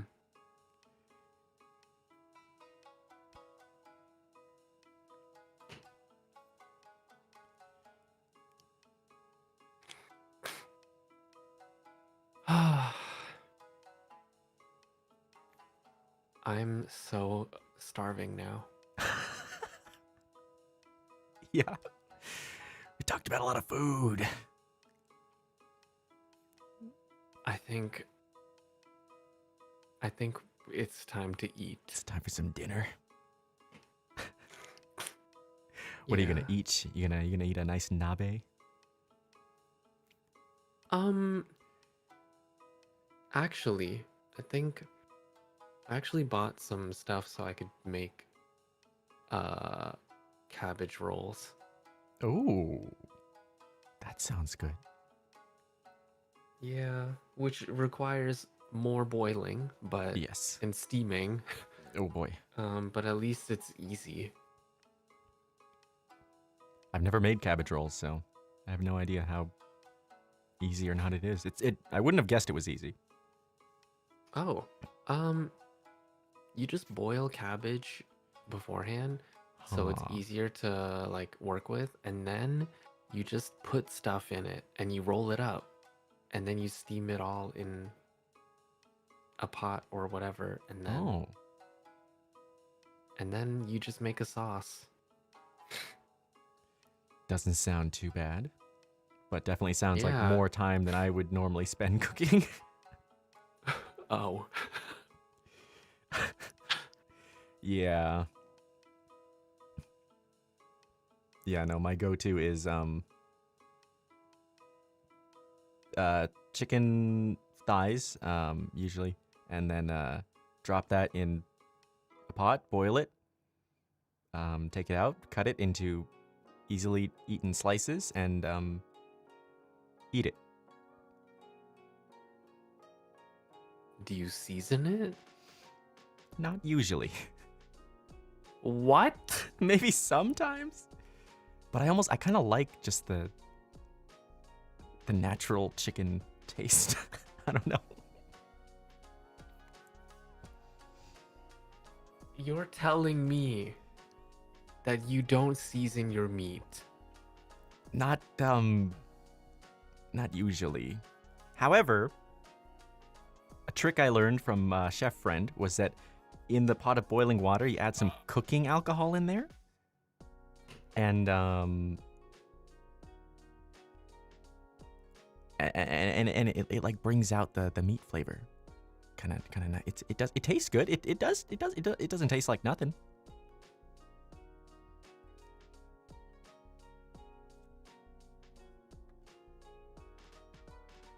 I'm sorry. Please forgive me.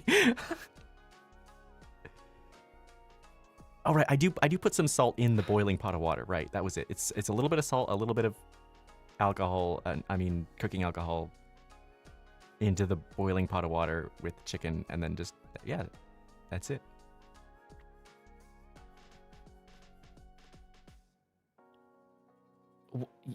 Do you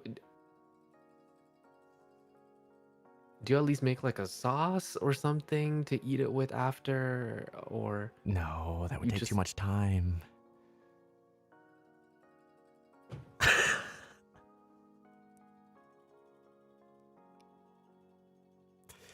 I'm not there yet. I need some time. I need some help. I'm not there yet. not seasoning your food is so unforgivable. Because That it's is just such me. a sin. It's just me. I don't. Something must be done. I wouldn't feed you unseasoned chicken. It's just because it's me, and whatever. I But- just need the sustenance. Oh my god. I'm sorry. It's good enough for me. It You- keeps the engine running,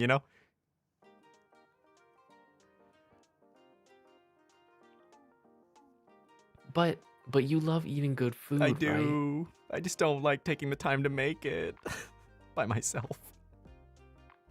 You know, making food for yourself, maybe if you think of it as like a form of self-care, Mmm. maybe that will make you put a little bit more effort into it. Yeah, that's not usually the mindset. It's usually like, I'm hungry, but I have other shit I need to do or want to do, and so let me just get something that'll stop me from being hungry as soon as possible.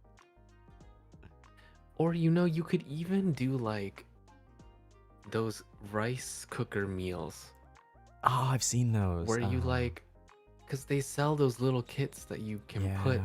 into the rice and water, and then when it's done cooking, Yeah, you yeah. basically have like seasoned rice with some toppings in it or whatever. Like that would also be pretty good, and you could eat that with the chicken that you already make, and that would at least give a little more flavor to whatever you got going on. That is true. There was a time where I was making more rice cooker meals, right? Just throw some rice and some chicken and like, I don't know, something in there like dashi or whatever. And it was really good, but eating like a huge bowl of rice would just put me in a coma every time. And I couldn't do anything. I would just be like laying down like, the carbs are killing me. And I was like, I need to be more productive, but I can't move. And I didn't. So I ran away. I stopped eating big ricey meals. Yeah, but if you have the chicken, you don't have to. I could probably just use less rice, Eat huh? Yeah, you just eat less rice. Damn, I didn't think of that. And you just eat less rice, and you can keep it in the rice cooker for quite a bit, and then if it's, if you have too much left over, just Yeah. Freeze it, right? put it in the fridge. Yeah, put it in the fridge for a while, but if you really don't think you're gonna eat it all, you could freeze it, yeah. And well, I was gonna say that if you freeze it, you can make fried rice later, but I don't think you will do that. No. Damn. Yeah, I've always aspired to those people who do like meal prep stuff, and they'll like have all these nice little Tupperwares full of ready to heat meals. I'm like, that's cool. And then I don't do it. I mean, I also don't do that, but it's good to at least have, some meals in your arsenal that you can make that is not barely seasoned boiled chicken. I would never serve that to anyone. That's only for me. That's only I for know, but like making that for yourself, it's just It's not right.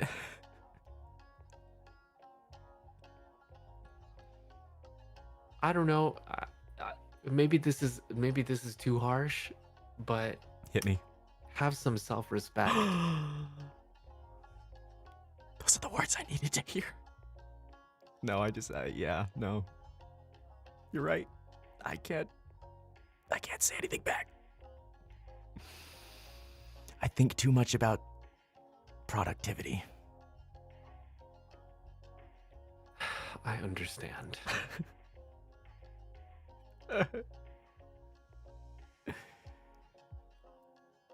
I'll try to do better. Oh my goodness. Something must be done. Something must be done. Something must be done. Oh man. I gotta figure this out. This is not the way. Well, I've learned a lot about you from this. Yeah. From our first collab. Yes. Yes. What do you think? What do I think? Yeah. Something must be done. Something must be done. All right. Just tie a bow on that. All right. Final thoughts. Something must be done. Okay. All right. All right. Something must be done. Okay. Well, you know what? The first step is realizing you have a problem. That's true. Okay. One step at a time. Yeah. I at don't know least what the you've got- second step is. Yeah, you've got step 1, and that's one step more than none. Yes. Yes. What is step 2? I don't actually know. We'll see. Oh, okay. We'll see. Okay. I don't know just yet. We'll figure it out. Yes. Yes, we will. Okay. Cool. Oh my god. I'll take you for a nice parfait, and you can fix my life. How's that for a deal? Oh my god.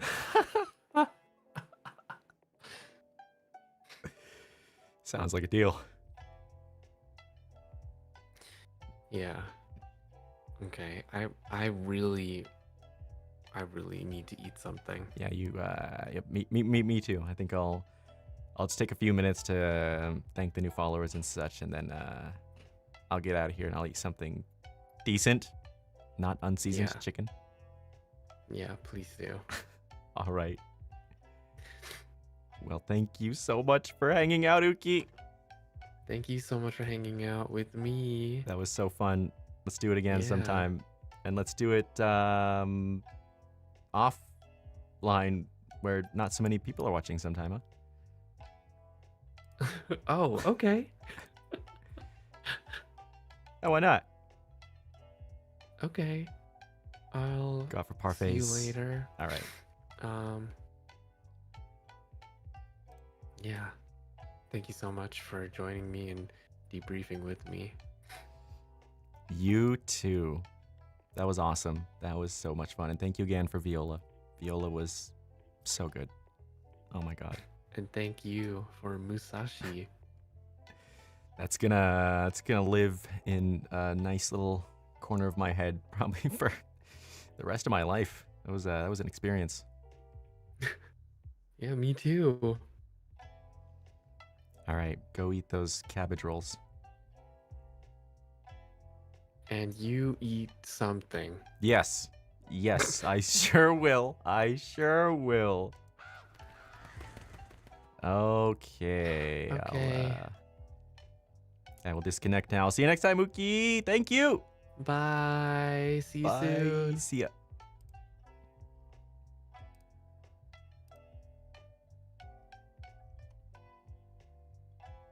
All right. Wow. That was super fun. A lot of good laughs. That was great. That was great. Uki's very fun to talk to. Something must be done. Something must be done.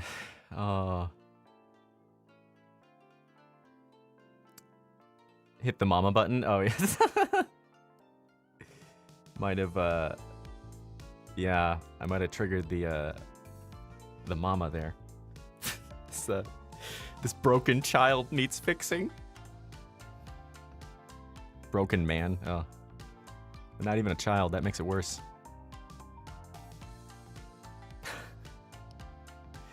Just realized lots of things about you. Well, I'm glad you could all realize more things about me.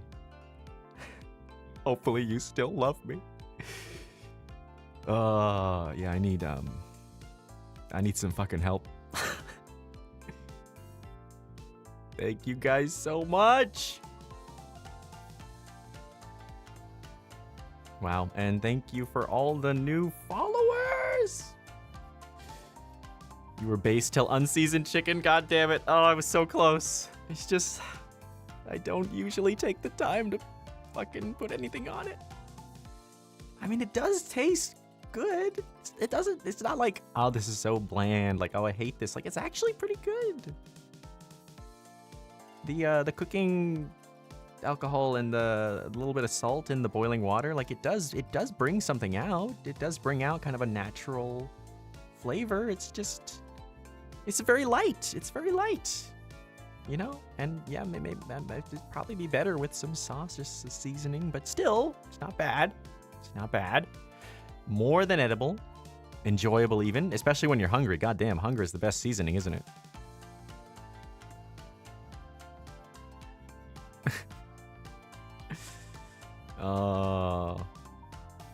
Unseasoned chicken.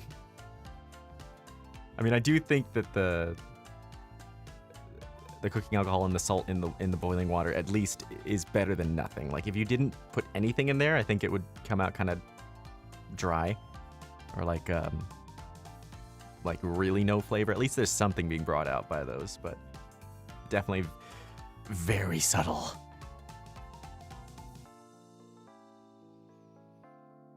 Oh.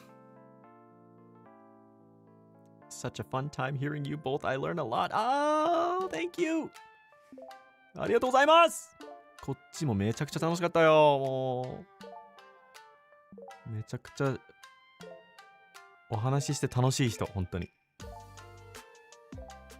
めちゃめちゃいいツッコミ役。俺のボッケには。なんでちっちゃい「つ」入ってる。ボケじゃない、ボケ。Japan is known for seasoning. Yeah, that's yeah. I need to work on my seasoning. One step at a time.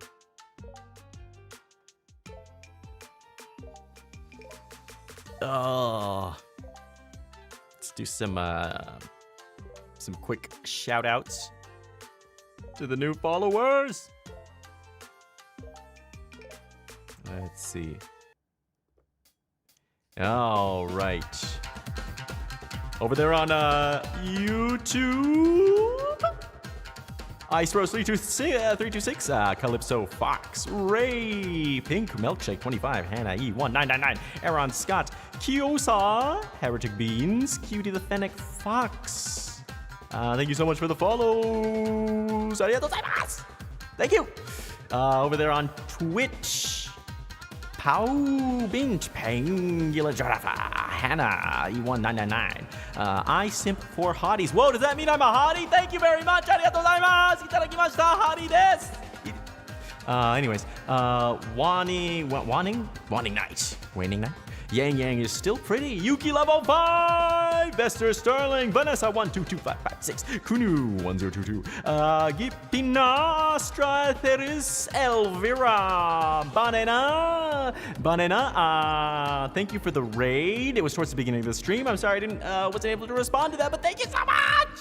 Thank you for the raid. Arigatou gozaimasu. Huge thumbs up. Appreciate you. Quincy, thank you for the sub 3 hours ago. Hi Ash, thank you for the 2 months. Arigatou gozaimasu.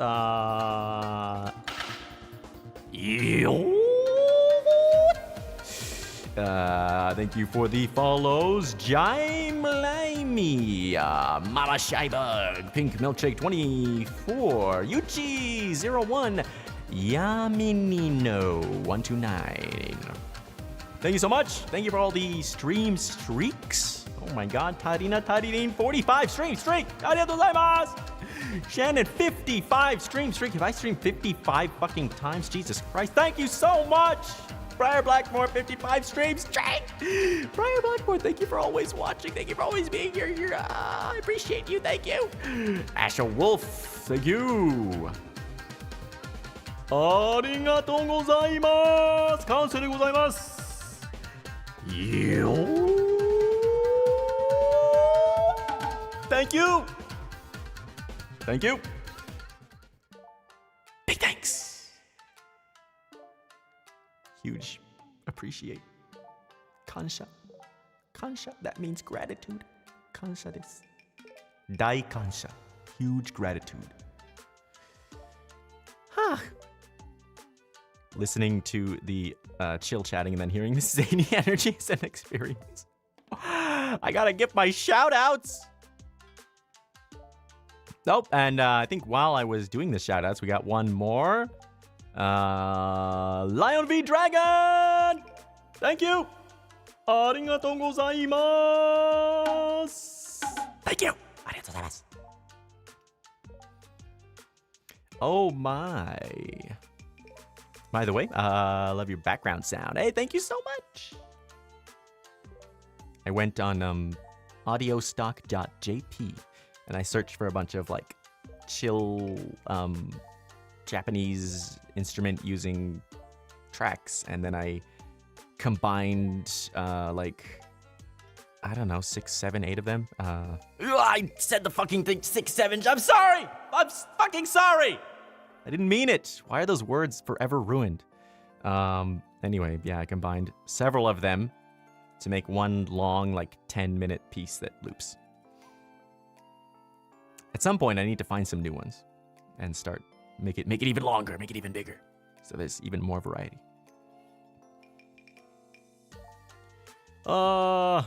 Such a fun time hearing both of you. I had so much fun. That was awesome. Uki's so easy to talk to, and I love making them laugh. I love it when they laugh at my stupid jokes. That's so fun.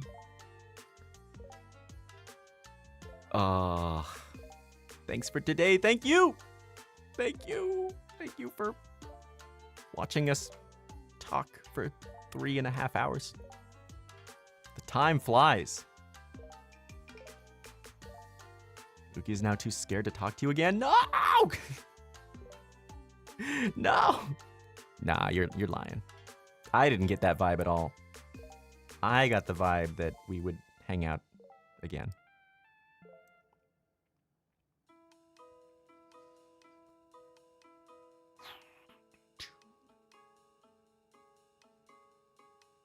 Lamau, that unseasoned chicken was distressing.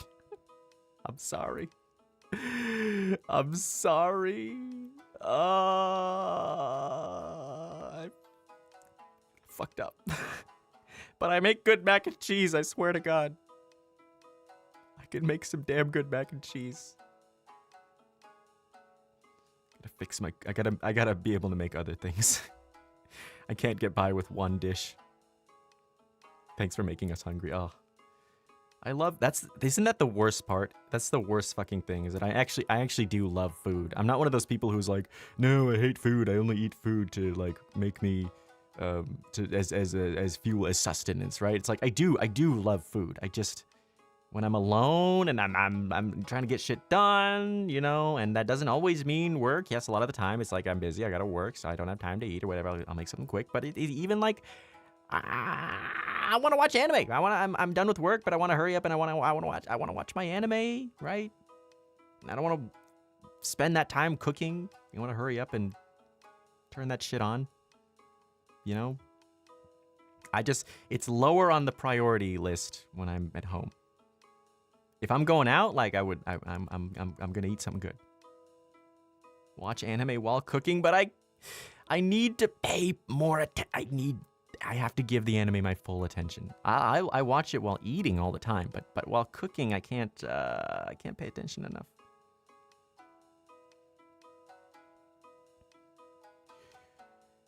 Ash Cooking Pro Arc.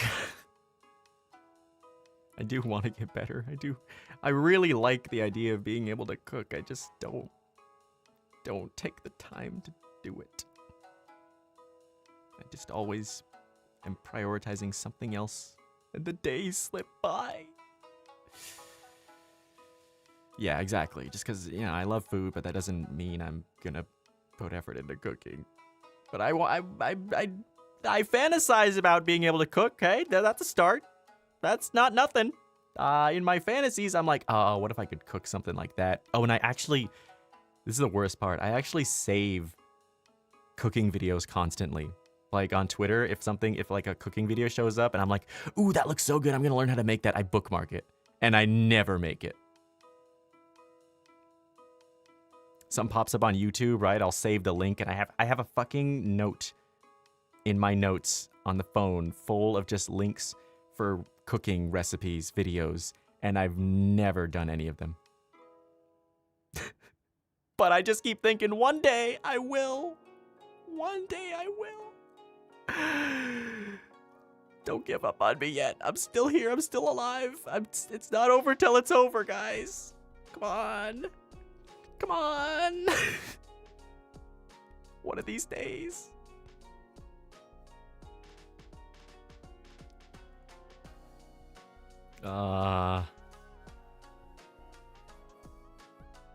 At most, I just do if I'm alone. It's fried rice with whatever. Fried rice with egg, soy sauce, and oyster salt. That does sound good. I'm sure fried rice is really easy to make. I've just never really made it, so I don't know how simple it is.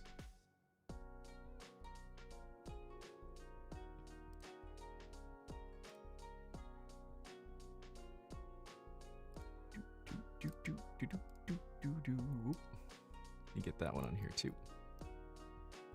Twitch hates YouTube, so I can't combine the two chats together, but I can make a separate element with the YouTube chat. Whatever.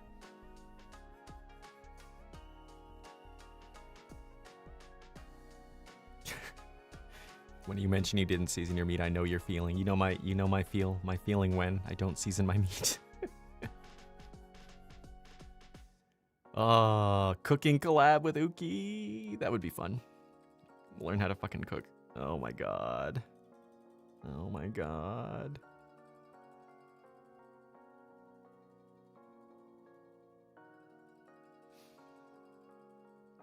One of these days. One of these days I'll learn. I'll figure it out. One of these days. Yeah, nabe's good. And I've had a lot of people tell me, like, just make nabe. It's quick and it's easy. And I'm like, but I've never made it before. I'm sure if I just made it once, then I'd be like, oh, that is actually easy. And then I'd do it. Maybe. I don't know. I don't know. I am the guy who just throws meat in a pot and boils it and eats it. But that's the same as nabe, right? Basically, you just throw the bag of prepared ingredients, if you want to go the easy way, into the pot and then throw in some dashi and just boil it. So it's basically the same thing. I could do that. I could do that. I think I can do that. It's always a first time for everything. You're so right.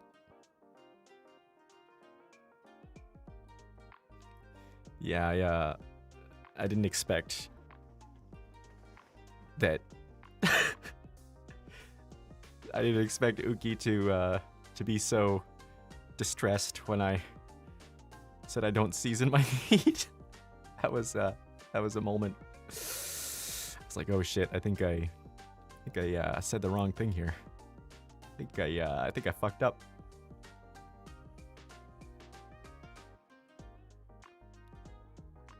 I've tried making stir fry before and I fucked it up.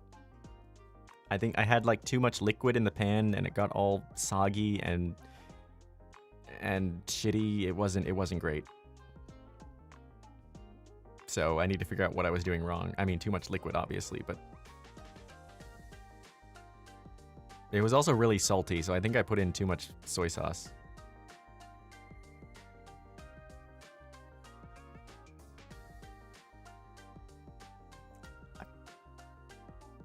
I don't know how to cook.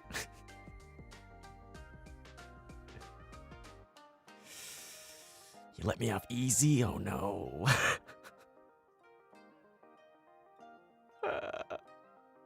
I need some help. I need some work.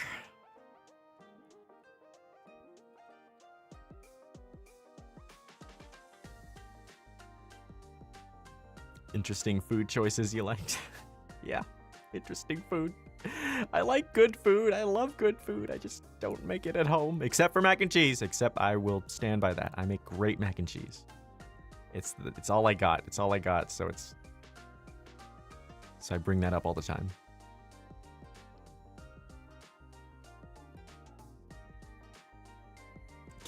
Minus points for cooking and self-care. Oh my god. Yep, I sure did. Oh, fuck. Guys, I'm not perfect. I still got work to do. I got a lot of work to do. I'll work on me. I'll work on it. Yeah, no, that's that would be a great deal. I'll take Uki out for actual amazing parfaits and then get my life fixed. Oh man.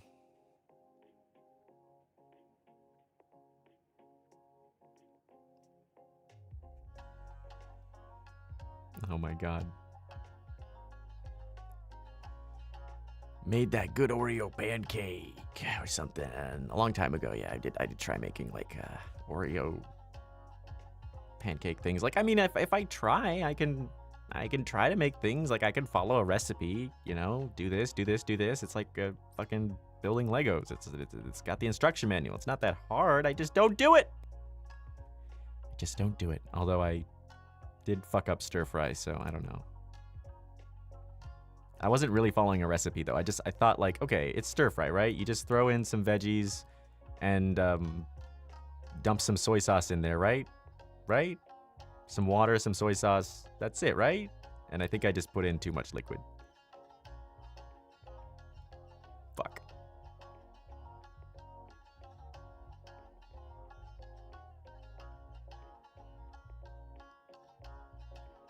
Oh man.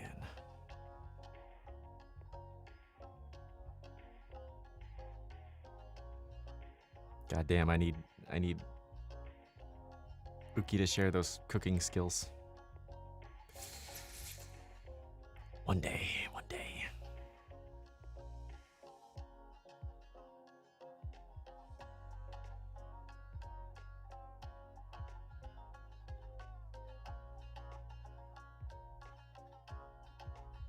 Fried, no, it was stir fry. It was stir fry that I made soggy. I don't think I've ever made fried rice in my life.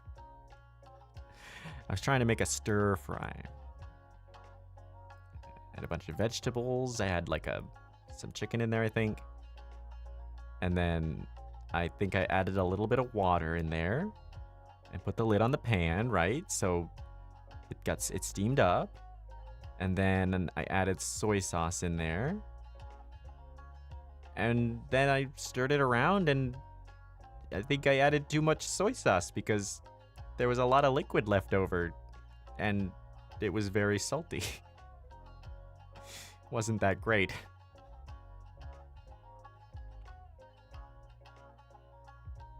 Thank you for the stream. Thank you for watching.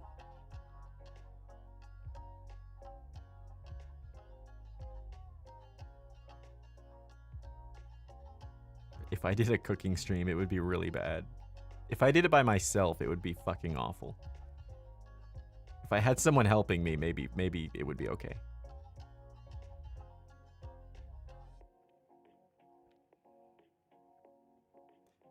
You have a very good voice. Thank you.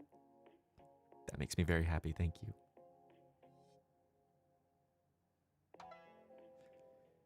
Oh, man.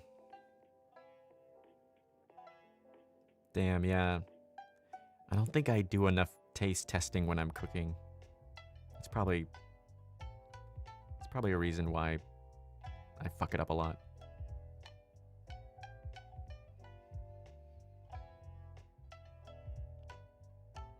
Great ash lore drops, yeah. A lot of weird ash lore.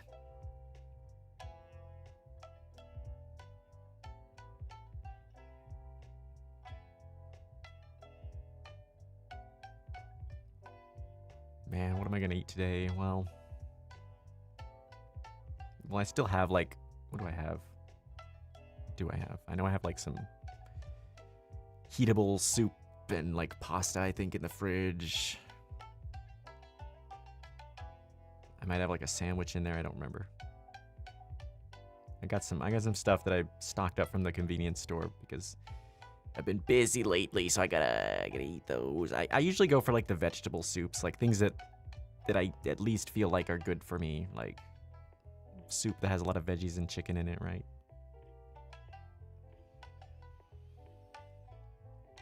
But it's just cheating, right? You just pop it open, put it in the microwave, and it's done. So I'll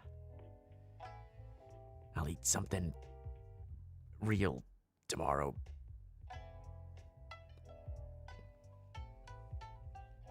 too healthy. I don't think there's such a thing. I'm trying to be as healthy as I can because I'm not good at resisting the urges to eat fucking ice cream and like chocolate mint and once in a while like pizza, McDonald's, right? And I only exercise like once a week. So I'm trying to make up for it wherever I can.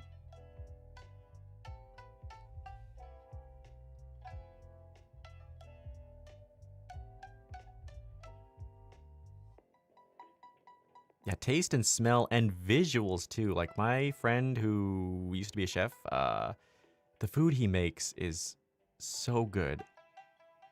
Tastes amazing, smells amazing, but the way he like will prepare it on the plate and like he'll like garnish it and like make sure it's like sitting nicely on the plate and like if there's a sauce involved, he'll like drizzle it nicely so that it looks good. Like that adds so much and it's fucking amazing. And I'm like, every time I'm like, this guy is so cool. I wish I could make shit like this.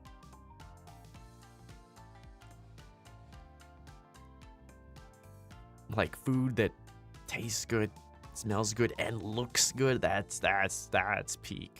That is peak right there.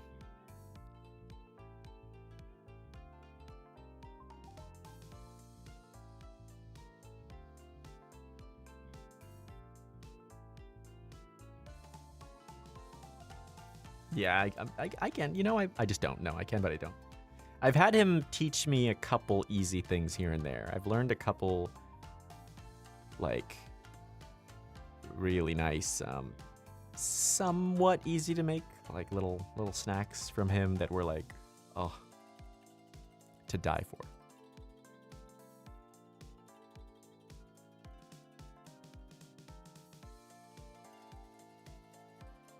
Oh, but yeah, I'm getting hungry myself talking about all this food. Goddamn. I need some food. But thank you again all so much. Thank you for watching. Thank you for hanging out. Thank you for all the follows. Thank you for all the clips. I'm excited to go back and see what was clipped. I saw a couple of clips pop up in the chat.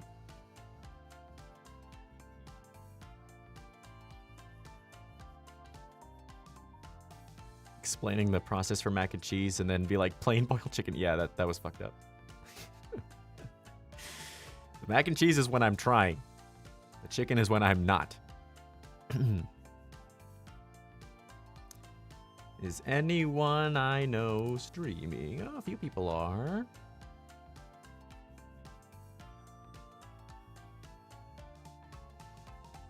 Let's see.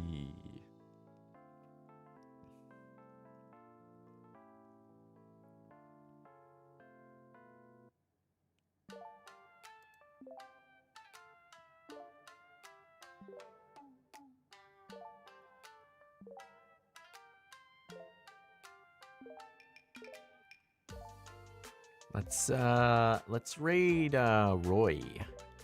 Roy Chiato.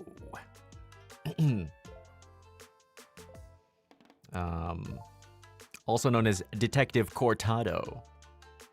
I worked with him in the LSPD. He's very cool. He's a really good guy. He helped me out a lot. He was always such a badass. He's playing Resident Evil, it looks like. Otsu, arigatou gozaimasu! Otsu garasu! Oh, Chiato, thank you. Like a macchiato. Roy Chiato. Oh, like a caramel macchiato. Ah! I didn't get to talk with Uki about Starbucks. I wanted to talk about Starbucks. Well, I don't know if they worked at Starbucks or not, but I saw something about... I think they like said a tweet somewhere about like... something about their barista years, right? Like they used to be a barista. And I also used to be a barista, so I wanted to talk about that. And I forgot! Next time! Next time.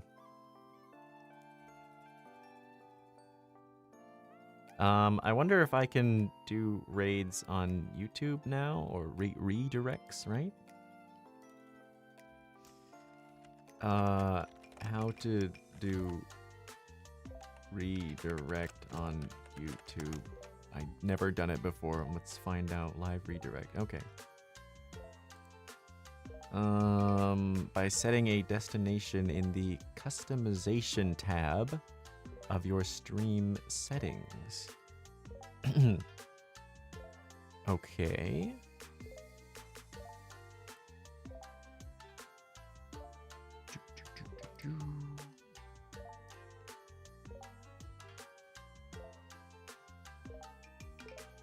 Settings.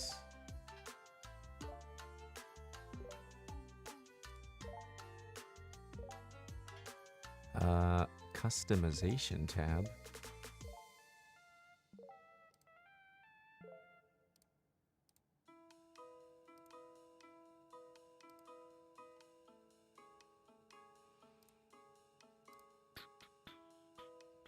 I don't see that anywhere. Oh, no. Okay, I see the settings for I'm allowing people to live redirect to me, but what if I want to live redirect to someone else? I know the requirement that was that you needed 1,000 subs and no community strikes. I'm pretty sure I meet those requirements. Right?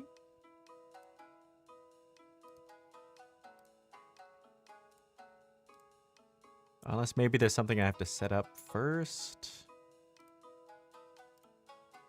Oh, it's it for 1K subs. Thank you so much. It's all thanks to you guys. Thank you.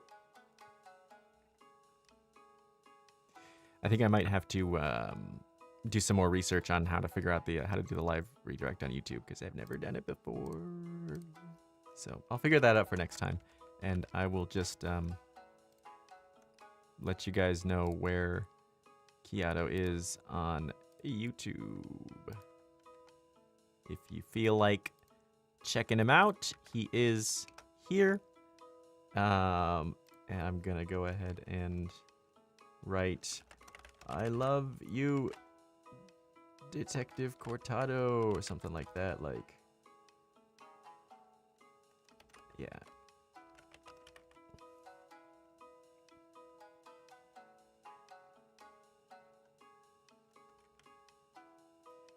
Who do you have? Detective Cortado.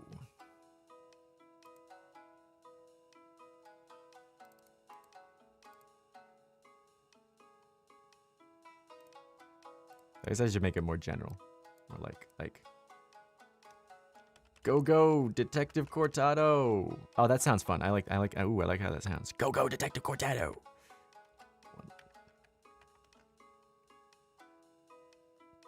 There we go.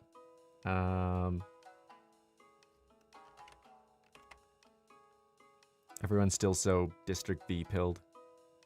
Not even calling him by his name. He's still Detective Cortado to me. Bet he will be for a while.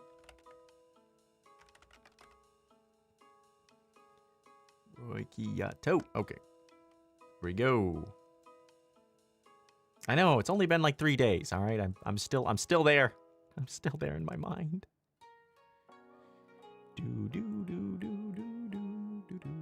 All right, everybody.